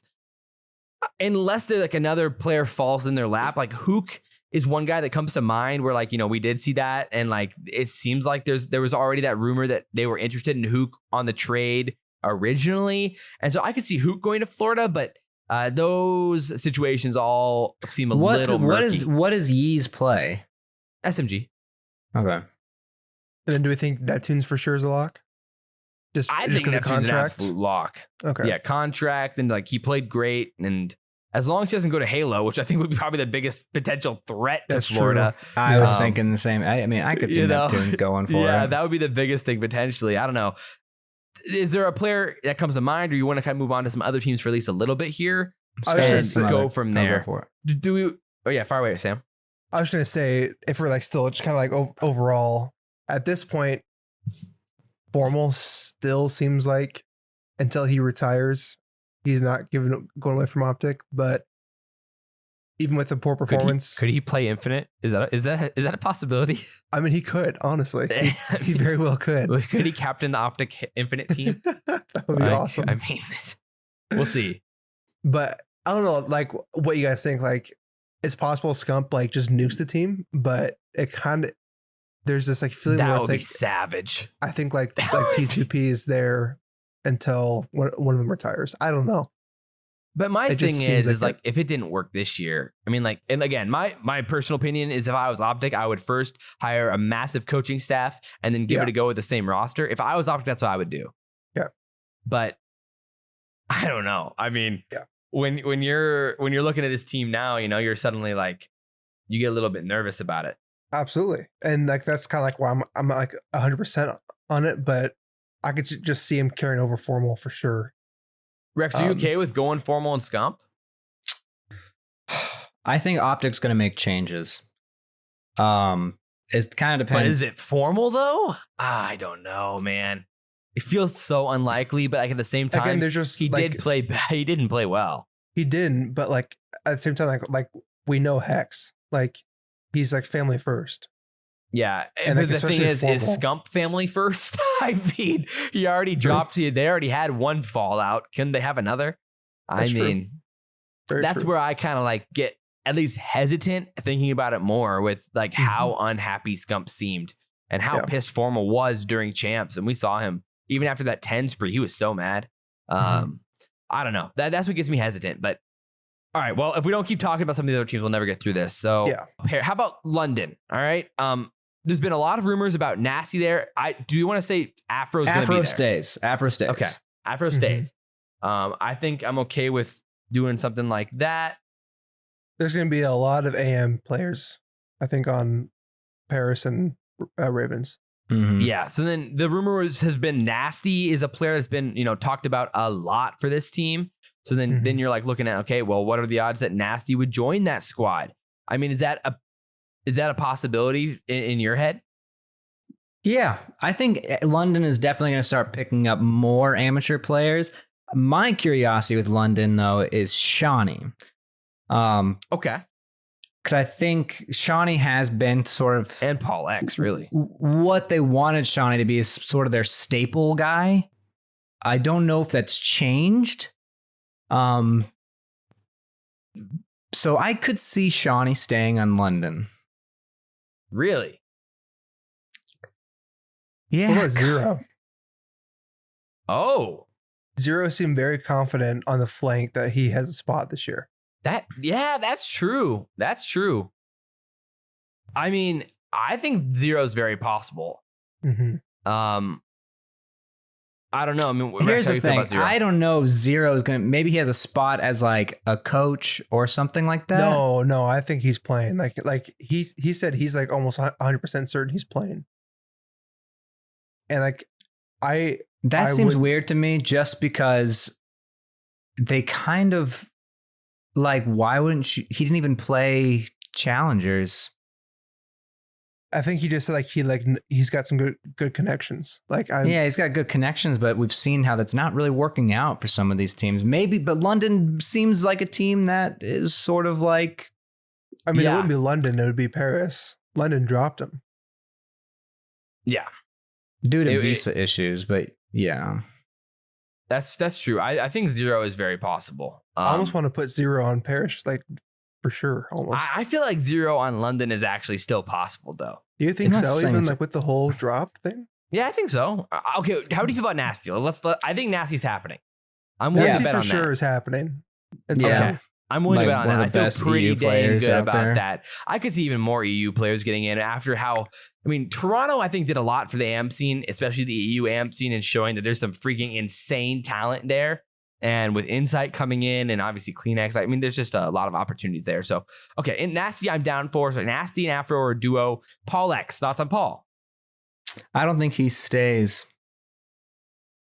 I think he could end up on Paris. Zap? He could end up on Surge. Oh. Yeah. That'd be interesting with Phoenix. With Phoenix as the coach. With Phoenix. And Paul, Paul was a good player. Yeah. Honestly, that's kind of a fun take. The only thing is the contract. I'm not exactly sure how the contract plays out for him, but that would be the first thought for me. Who would be other players on London then that you would be excited about? I feel like Zero's very possible, dude. We'll put Zero there just because Zero. I'm fine with that. Like seeing Zero and Afro on there, I think that would be pretty gross. Because London's going to be looking for their veteran guy. Zero can definitely be that with some youngsters, which I think people are kind of noticing it might be a recipe for success. Yeah. Then the question would be who would be their fourth. I agree with you that it's very likely not going to be Shawnee. So then the question is, who does it? Do we think Zed is for sure? Zed showed real potential. Zed was putting some down bad type vibes on Twitter, though. Did he? Yeah, I don't know. I'm not convinced of that team that he ends up getting a spot. That sucks, dude. That really does. I know. And then what's interesting too is that Weskins did put out a tweet as well that was he thinks he's back in almost. Really? If I'm not being completely off, crazy. Yeah, off the crazy pine stuff. Off the pine. He tweeted out the year 1 plus year 2 combined winnings, and then he quote tweeted it saying, "Let's touch 1 mil year 3 then." Okay, so it's like a somewhat. It's almost like he wants like optimistic. either London or Paris. Well, who knows if he's trying to speak it into existence or if it actually exists. Yeah, that's very possible. I think Scraps and Wuskins will be together again. If they're in the league, they're going to be in it together, or they're both going to be out. Yeah. I think they're becoming a package deal. Do we put Scraps and Wuskins on Paris? I could also see them getting like Harry or Gizmo and like going with one of those guys. Harry's very possible. For Ravens. Here's Next week the thing we're with talking about that, the though. Idle Shift. I think that'll be pretty insightful for those The guys. thing with Ravens, though, is that I think we're pretty good, like confident with these two players, like these two young guys, Afro and Nasty. They're not going to want all amateur players. Like they have 0 there, but I think you're going to want maybe a middle ground, especially since 0 didn't even play last year or during Cold War. Interesting. Then, do you keep Shawnee then? No. I just Maybe don't- you keep Shawnee. I mean, here's the thing. Shawnee wasn't that bad either. What it came down to was Alex and Dylan. I mean, then you just keep Paul then. You already have him on contract and you go Paul, 0, Nasty. I think Paul is not European. Well, that would be a fact. That's why I think he's not That going is to be on true. the team. That's why I don't think he's going to be on the team. If I'm being honest, it's kind of why I think he won't be on the team. Interesting. Okay. He was a fill-in this year. Like, How do you feel about going? I don't know. I think they could go Harry. I think that's very possible. Let's do sure, it. throw it in there. Okay. I'd have to get his picture. but okay. So we've Nasty, Afro subs, 0 AR flex. Yeah. So I think we can make it work. I think So Harry you need could make another enough AR, sense. or you need a flex player. Yeah. I think you can make it work though. Let's just go with Sure. Harry and just full Throw him send in it. there. Full Right send. there, Harry. Yeah, let's just say Harry and or insert amateur player here. Yeah. Yeah. We'll hedge our bets with amateur player here. Definitely. All right, so that's what that's looking like right now. We'll show you that we'll show you that here. So then the question comes down to then Paris, Surge. Should we talk about individual players and then pick the player and where we want to put them? I mean, I think is it there a makes player more you sense want to to- talk about? We'll do it. We'll do how we're doing. Whatever. I feel like teams make more sense because like players are just like, I don't know. Okay. Yes. Yeah, so that was what that looked like for London. The Paul to Surge, that piqued my interest. We haven't finished our conversation about Dallas yet, so I'm gonna kind of like hesitantly put people in certain places, and then Yeah. we can talk about them. We'll kind of stack them on one side to kind of like the people on the right side maybe a little bit hesitant here. Thoughts on then we got the OpTic situation. We still got the NYSL guys. We got Shotzi as an X factor here. It's just hard with, so like, think about the OpTic guys. Like, yes, like their performances were not good, but do you see them going anywhere else? Do you see I mean, Dashi it would and have to be Amba a going anywhere crazy else? situation where one of them, either Scump is like, yo, I want this. Like, there's like, he picks a guy. Mhm. He's like, I want this guy. And then Hex gets him and they ship off somebody else. But like, Yeah. that would be so surprising to me. It'd be very shocking. I almost want to put all 4 guys on there because like at this point in the game, like where do they go? Dashy's the one player I could see being like, hey, I have an opportunity somewhere else. Like, I'm going to go for it. Nah, he's staying. I don't think that's the case. I think if No, anything, no. Dashi is kicked. My issue is that my only question would be is role situations for OpTic heading into next year. This year they got blessed with 2 AR, 2 SMG meta all Mhm. year long, the whole year. Like, what if next year we have a 3 SMG, 1 AR meta?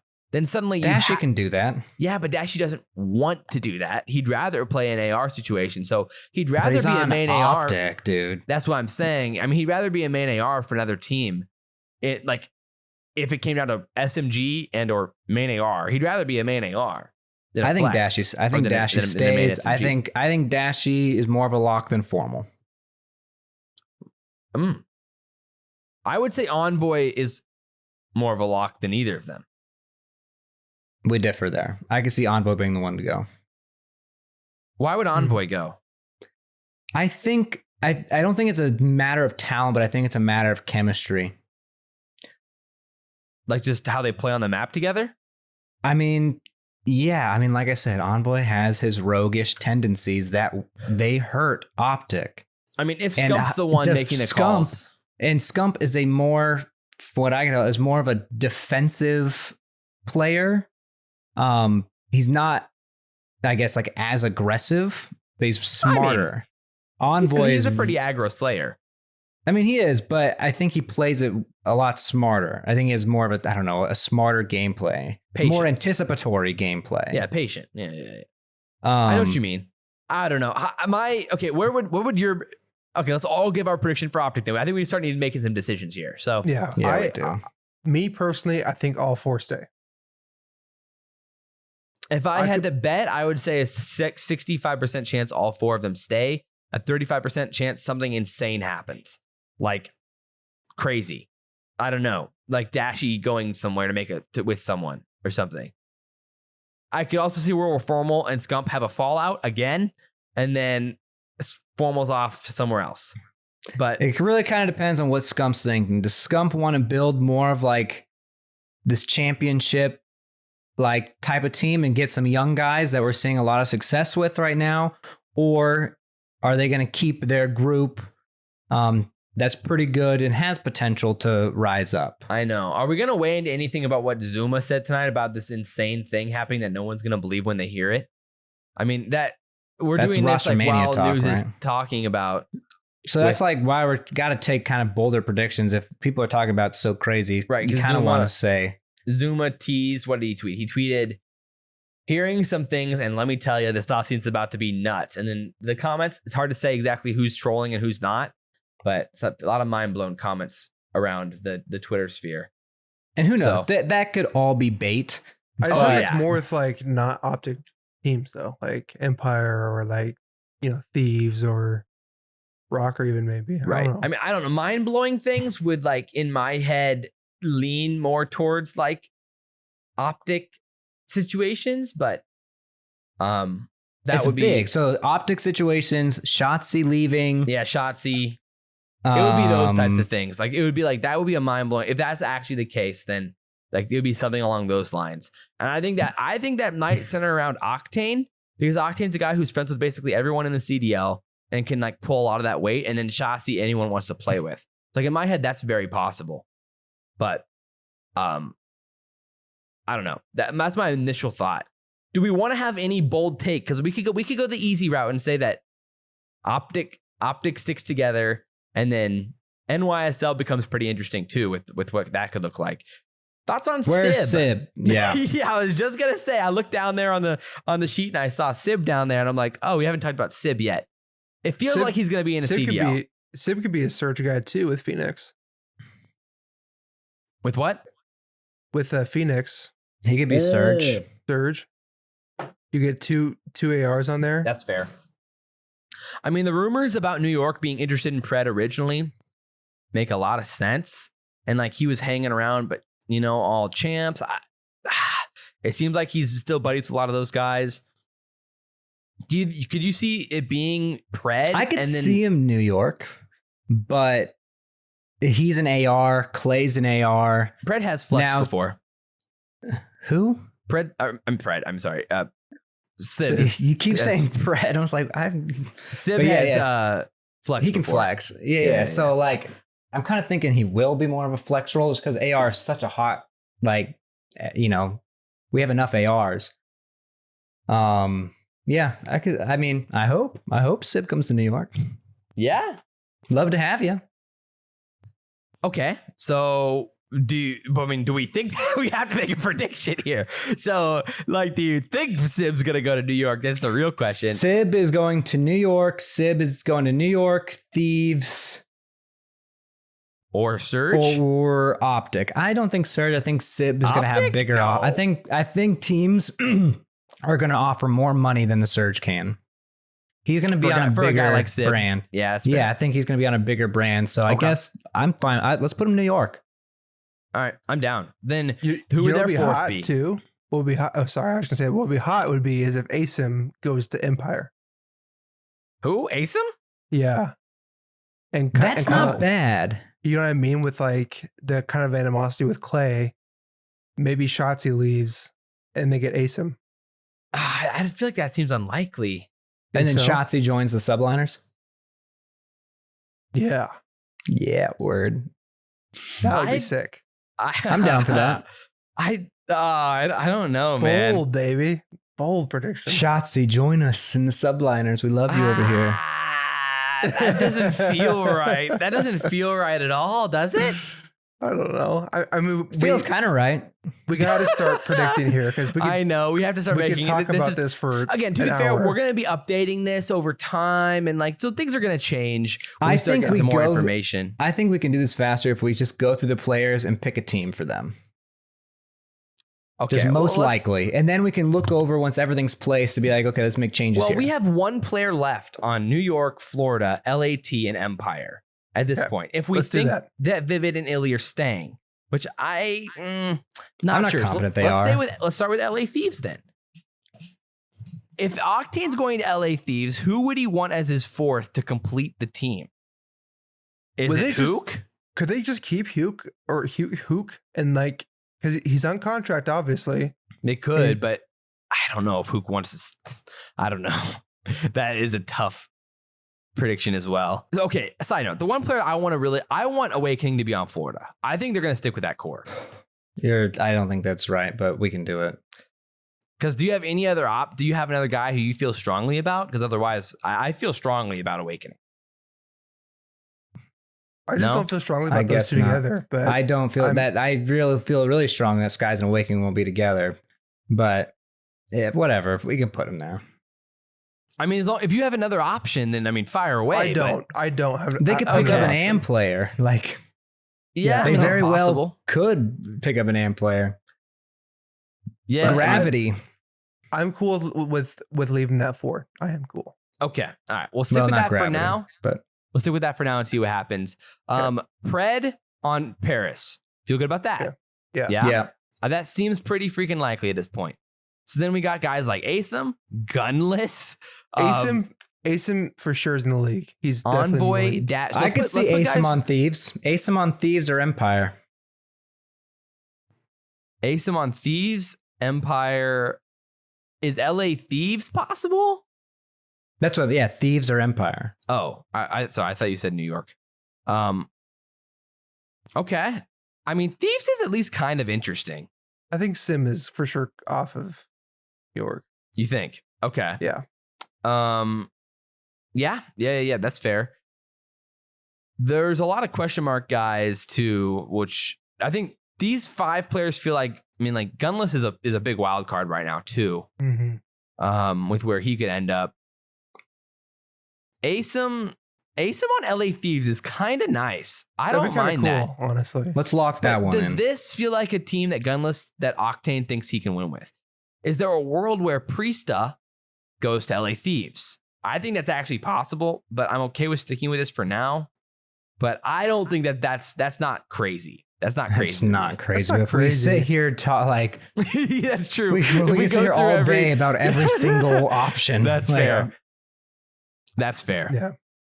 I still think we need to put the 4 OpTic guys up there, personally. Yep, let's just put them up there because honestly, Oh man, they might not make a change. And of all the teams to not make a change, It'd be FaZe them. and them and Ultra are the most likely. Again, it's just their culture.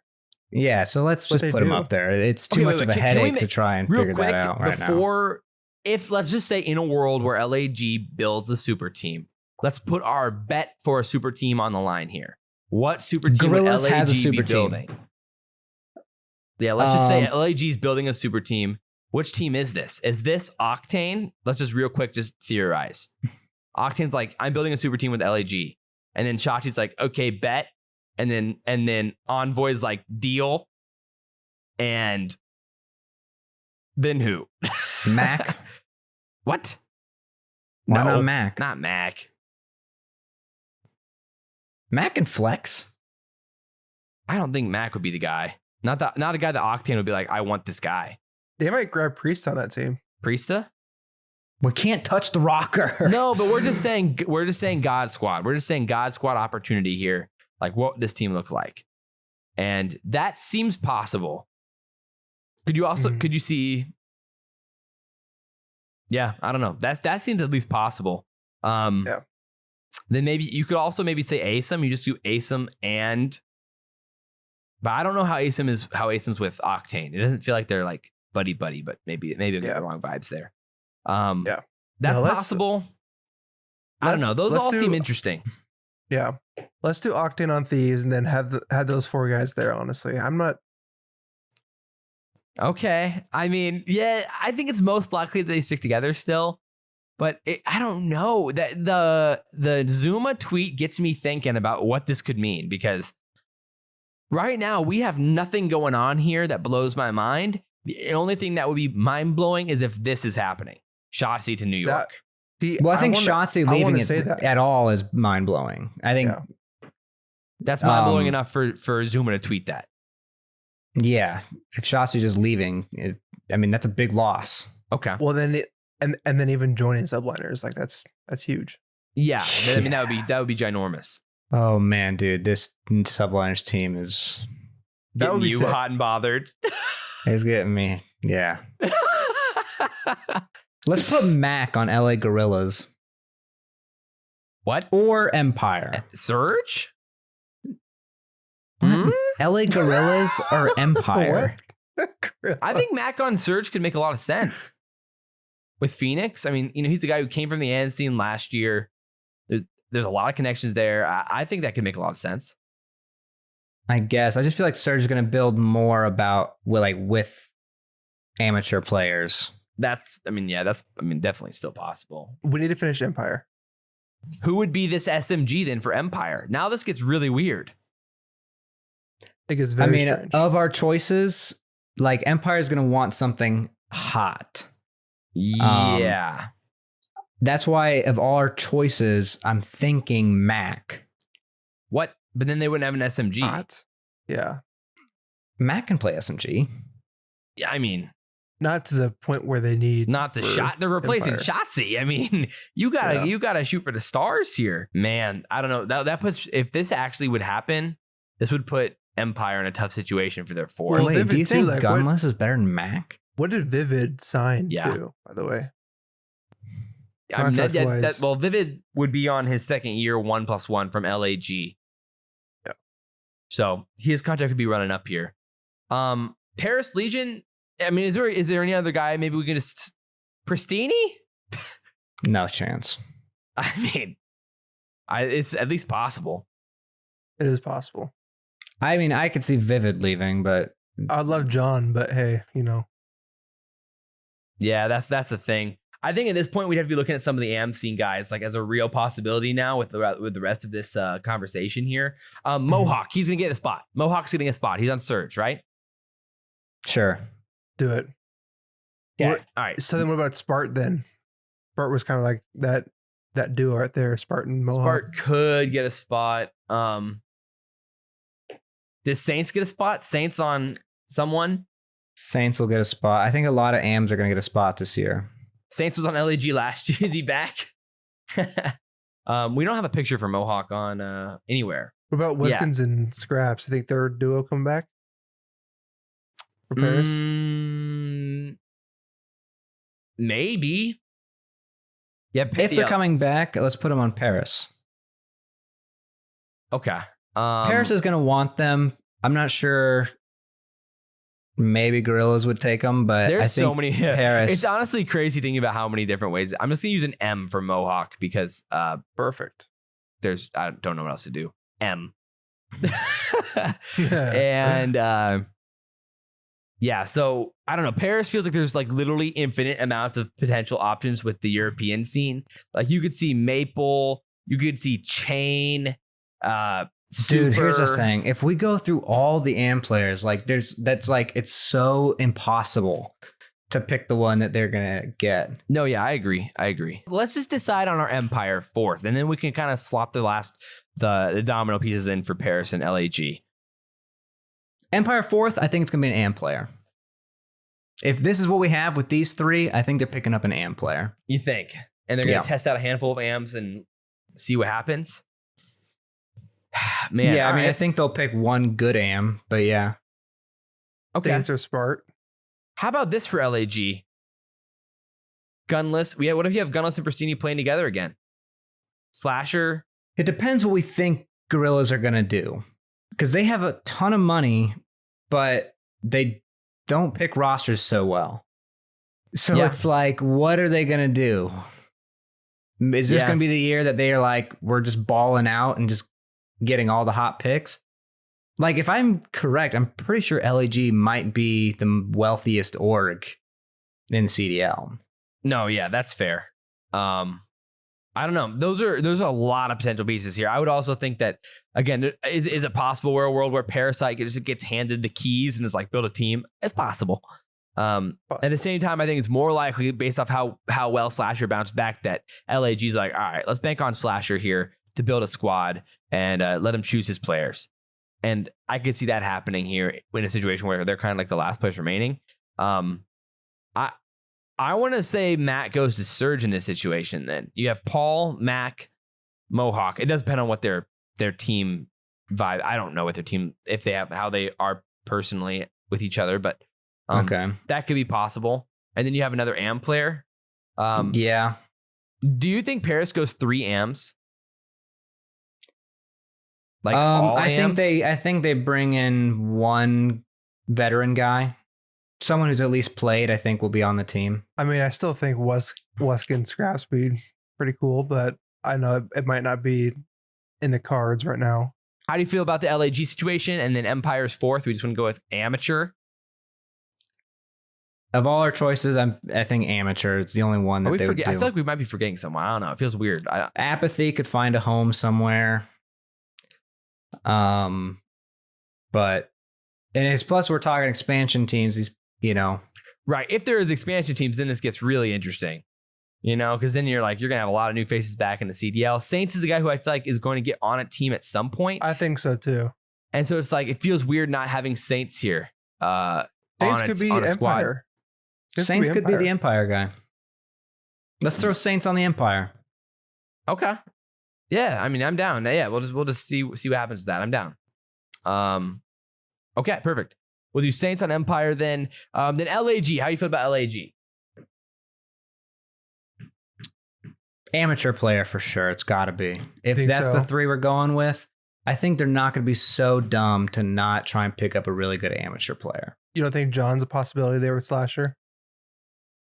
I mean, at that point, it's at least possible. It's Slasher. It depends. Slasher to gas him up. It depends on the org, but I feel like orgs are going to start at least having one. A lot of orgs are going to try and have at least one amateur player on their team. Just based off hope of is really good. Yeah. Like also the people who had the veterans didn't do anything. Would Hook go to LAG? Wait, we forgot about Hook. Yeah. Yeah. I mean, in that situation, I think someone. Here we go. Hook to Mutineers, Awakening on Gorillas. I feel like Hook would be more likely to go with Slasher and Gunless. Hook could also go to Surge.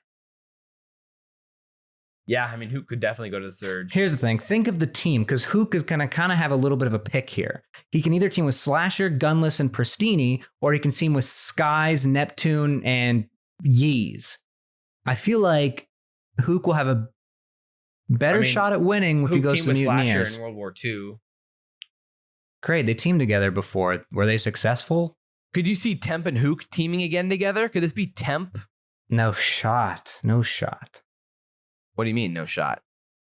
I mean, Temp was the first one removed from that team. Wait, from no, LA Thieves. But Slasher was part of that. No, but I mean like Temp and Hook having their own team and then Slasher not being on a squad. Man, Josh, we just do not think the same.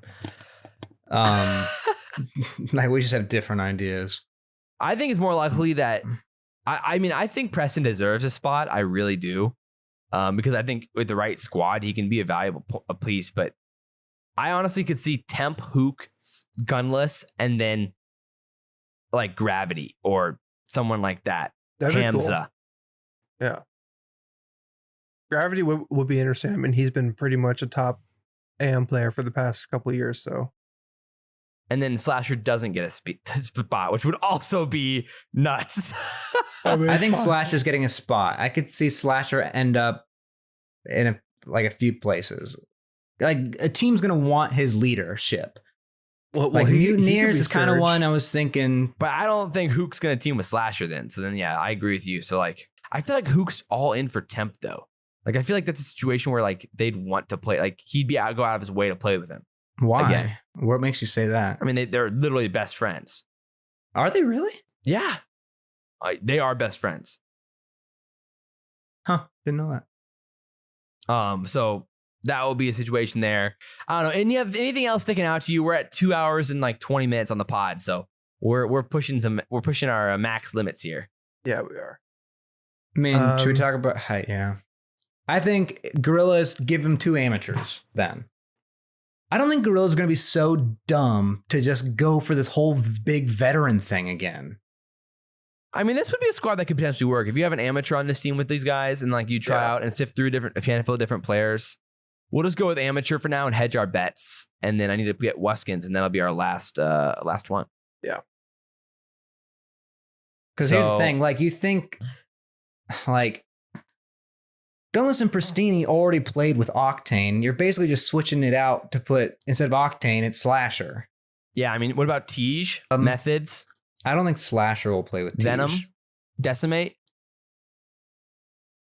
Zed? So I'm looking many through other people. guys who all got like benched. there's a million people that could go. Accuracy? We haven't even mentioned accuracy. I mean, because I don't know, he might be out of luck. Unless he's on Mutineers. I mean, I could see. I think there's a handful of situations where it would still work for him. Man, yeah, it's just like seeing how many people who are going to get left out again is just like still mind blowing to me. Yeah, it's just ridiculous. I just don't see Wuskins coming back. I just really don't. I'd rather go 3 AMs for Paris and just with Pred. So really 4 AMs. I think most teams try and have at least one guy who's been around For the sake of the brand. Parasite. Well, that could be. I mean, you can get a guy who's been around who's currently an AM. I mean, yeah, throw Parasite on the Legion at least. Well, I think pretty much every team runs the same system, and like they at least have one guy who's like been in the league. Yeah, but Parasite's a different beast. That's why it's like Parasite can, I think, go there and then have 3 AMs because Parasite, he's been around for eons. He's a pro basically. Like he is veteran. Man. I don't know. I don't feel good about any of these guys getting left out. There's so many guys that are so solid that we haven't even mentioned yet. Like it's just impossible though. Throw Parasite on the Legion. What about Diamond Con? Like we haven't even mentioned Diamond Con. Scraps, Wuskins, Zaptius, Aqua, John, Havoc. Well, long story short, I mean, if we don't make a decision here, we're probably going to be running around in circles forever and ever and ever and ever because there's literally endless options. So for now, I'm down to stick with something like this and just rock with it. So we'll see. The amateur scene's interesting. At this point, we have basically 4 AMs going to Paris. We have Slasher and Gunless and Pristini, then plus an AM on LAG, and then Surge ended up with Mac, Hook, Paris, Paul X at an amateur, like Mohawk. So that feels like a little bit of a random squad, but there was a lot of puzzle pieces that got tough here. Is there anything that you guys feel like could very well have, like something that you think is going to happen that we didn't have here? Man, I think Awakening the Skies won't play together. Okay. All right. Rex also mute your Zoom audio, but yeah. So Awakening and Skies don't play together. Okay. I think it still feels pretty likely that they're gonna play together. Sam, do you have anything in mind? The only thing I could think of is Scraps and Wuskins coming back. I think it's still a real possibility. But I understand where it's kind of like maybe not, but I don't know. I think those guys still have some competitive drive left in them, and I think they would be good for brands too. Yeah. I maybe it's just a hype beast in me, but there is a side of me that really thinks that a potential like God Squad situation on LAG is very possible. Like very possible. I think they will. I don't know what it will look like. Again, it'd be around Shotzi and just telling Shotzi build your God Squad, we'll pay for it. And something because everyone will want to play with Shotzi at this point. So I don't know. That's very possible. I could see something crazy like that happening, or else it's OpTic breaking up. I mean, the odds of OpTic breaking up, I think, increased quite a bit with their Champs top 6 going into Champs. Before it, I was like, there's no chance they break up. Now, top 6, I'm like, okay, I mean, all right, we're here. Now there's a chance they break up. So we'll see. And I think that would revolve around Scump saying, I want a God Squad Hex. Let's make it happen. And that would be crazy. So I don't know, man. We're going to be talking a lot more about this the next few weeks, to say the least. And we'll be talking with Shift next week, hopefully, and hopefully getting some of these better idea of which AM players, that he thinks have obviously he's insanely connected to the AM scene. So he'll have a good vibe for what AM players are pretty connected. And we'll go from there. I don't feel, which team do you feel least confident about out of all the guys? For the audio listeners out there, which team and which players right now, or what's the situation you feel least confident about? I feel least confident about LAG right now. Yeah, LAG and Surge would be like the two where I'm just like, bruh. They could literally go anywhere. Like they have a lot. Like they can pivot anywhere. And so like at this point, we're just putting guys on there that could make sense. Yeah, because right now we have Gunless, Slasher, Pristini, and then an amateur on LAG, and then we have Paul X, Mohawk, Mac, and Hook on the Surge. So it gets a little bit that feels mixy. I don't love it. Yeah. It's definitely weird, but I'm excited for news coming out. Yeah, for sure. So this was, this was an insane episode. Beefy. Just beefy. We haven't even got to intelligent or irrelevant yet, so we'll leave that there for now and quickly just hit up the intelligent or irrelevant. So let's get into it.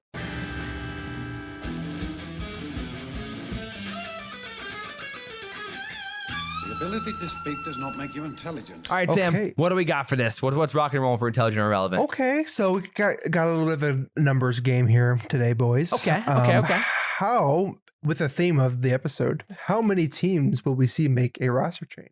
Ooh, so we had 8. We had 8. So 7, 8, 9, or 10. Ooh, interesting. And what do you think the people said?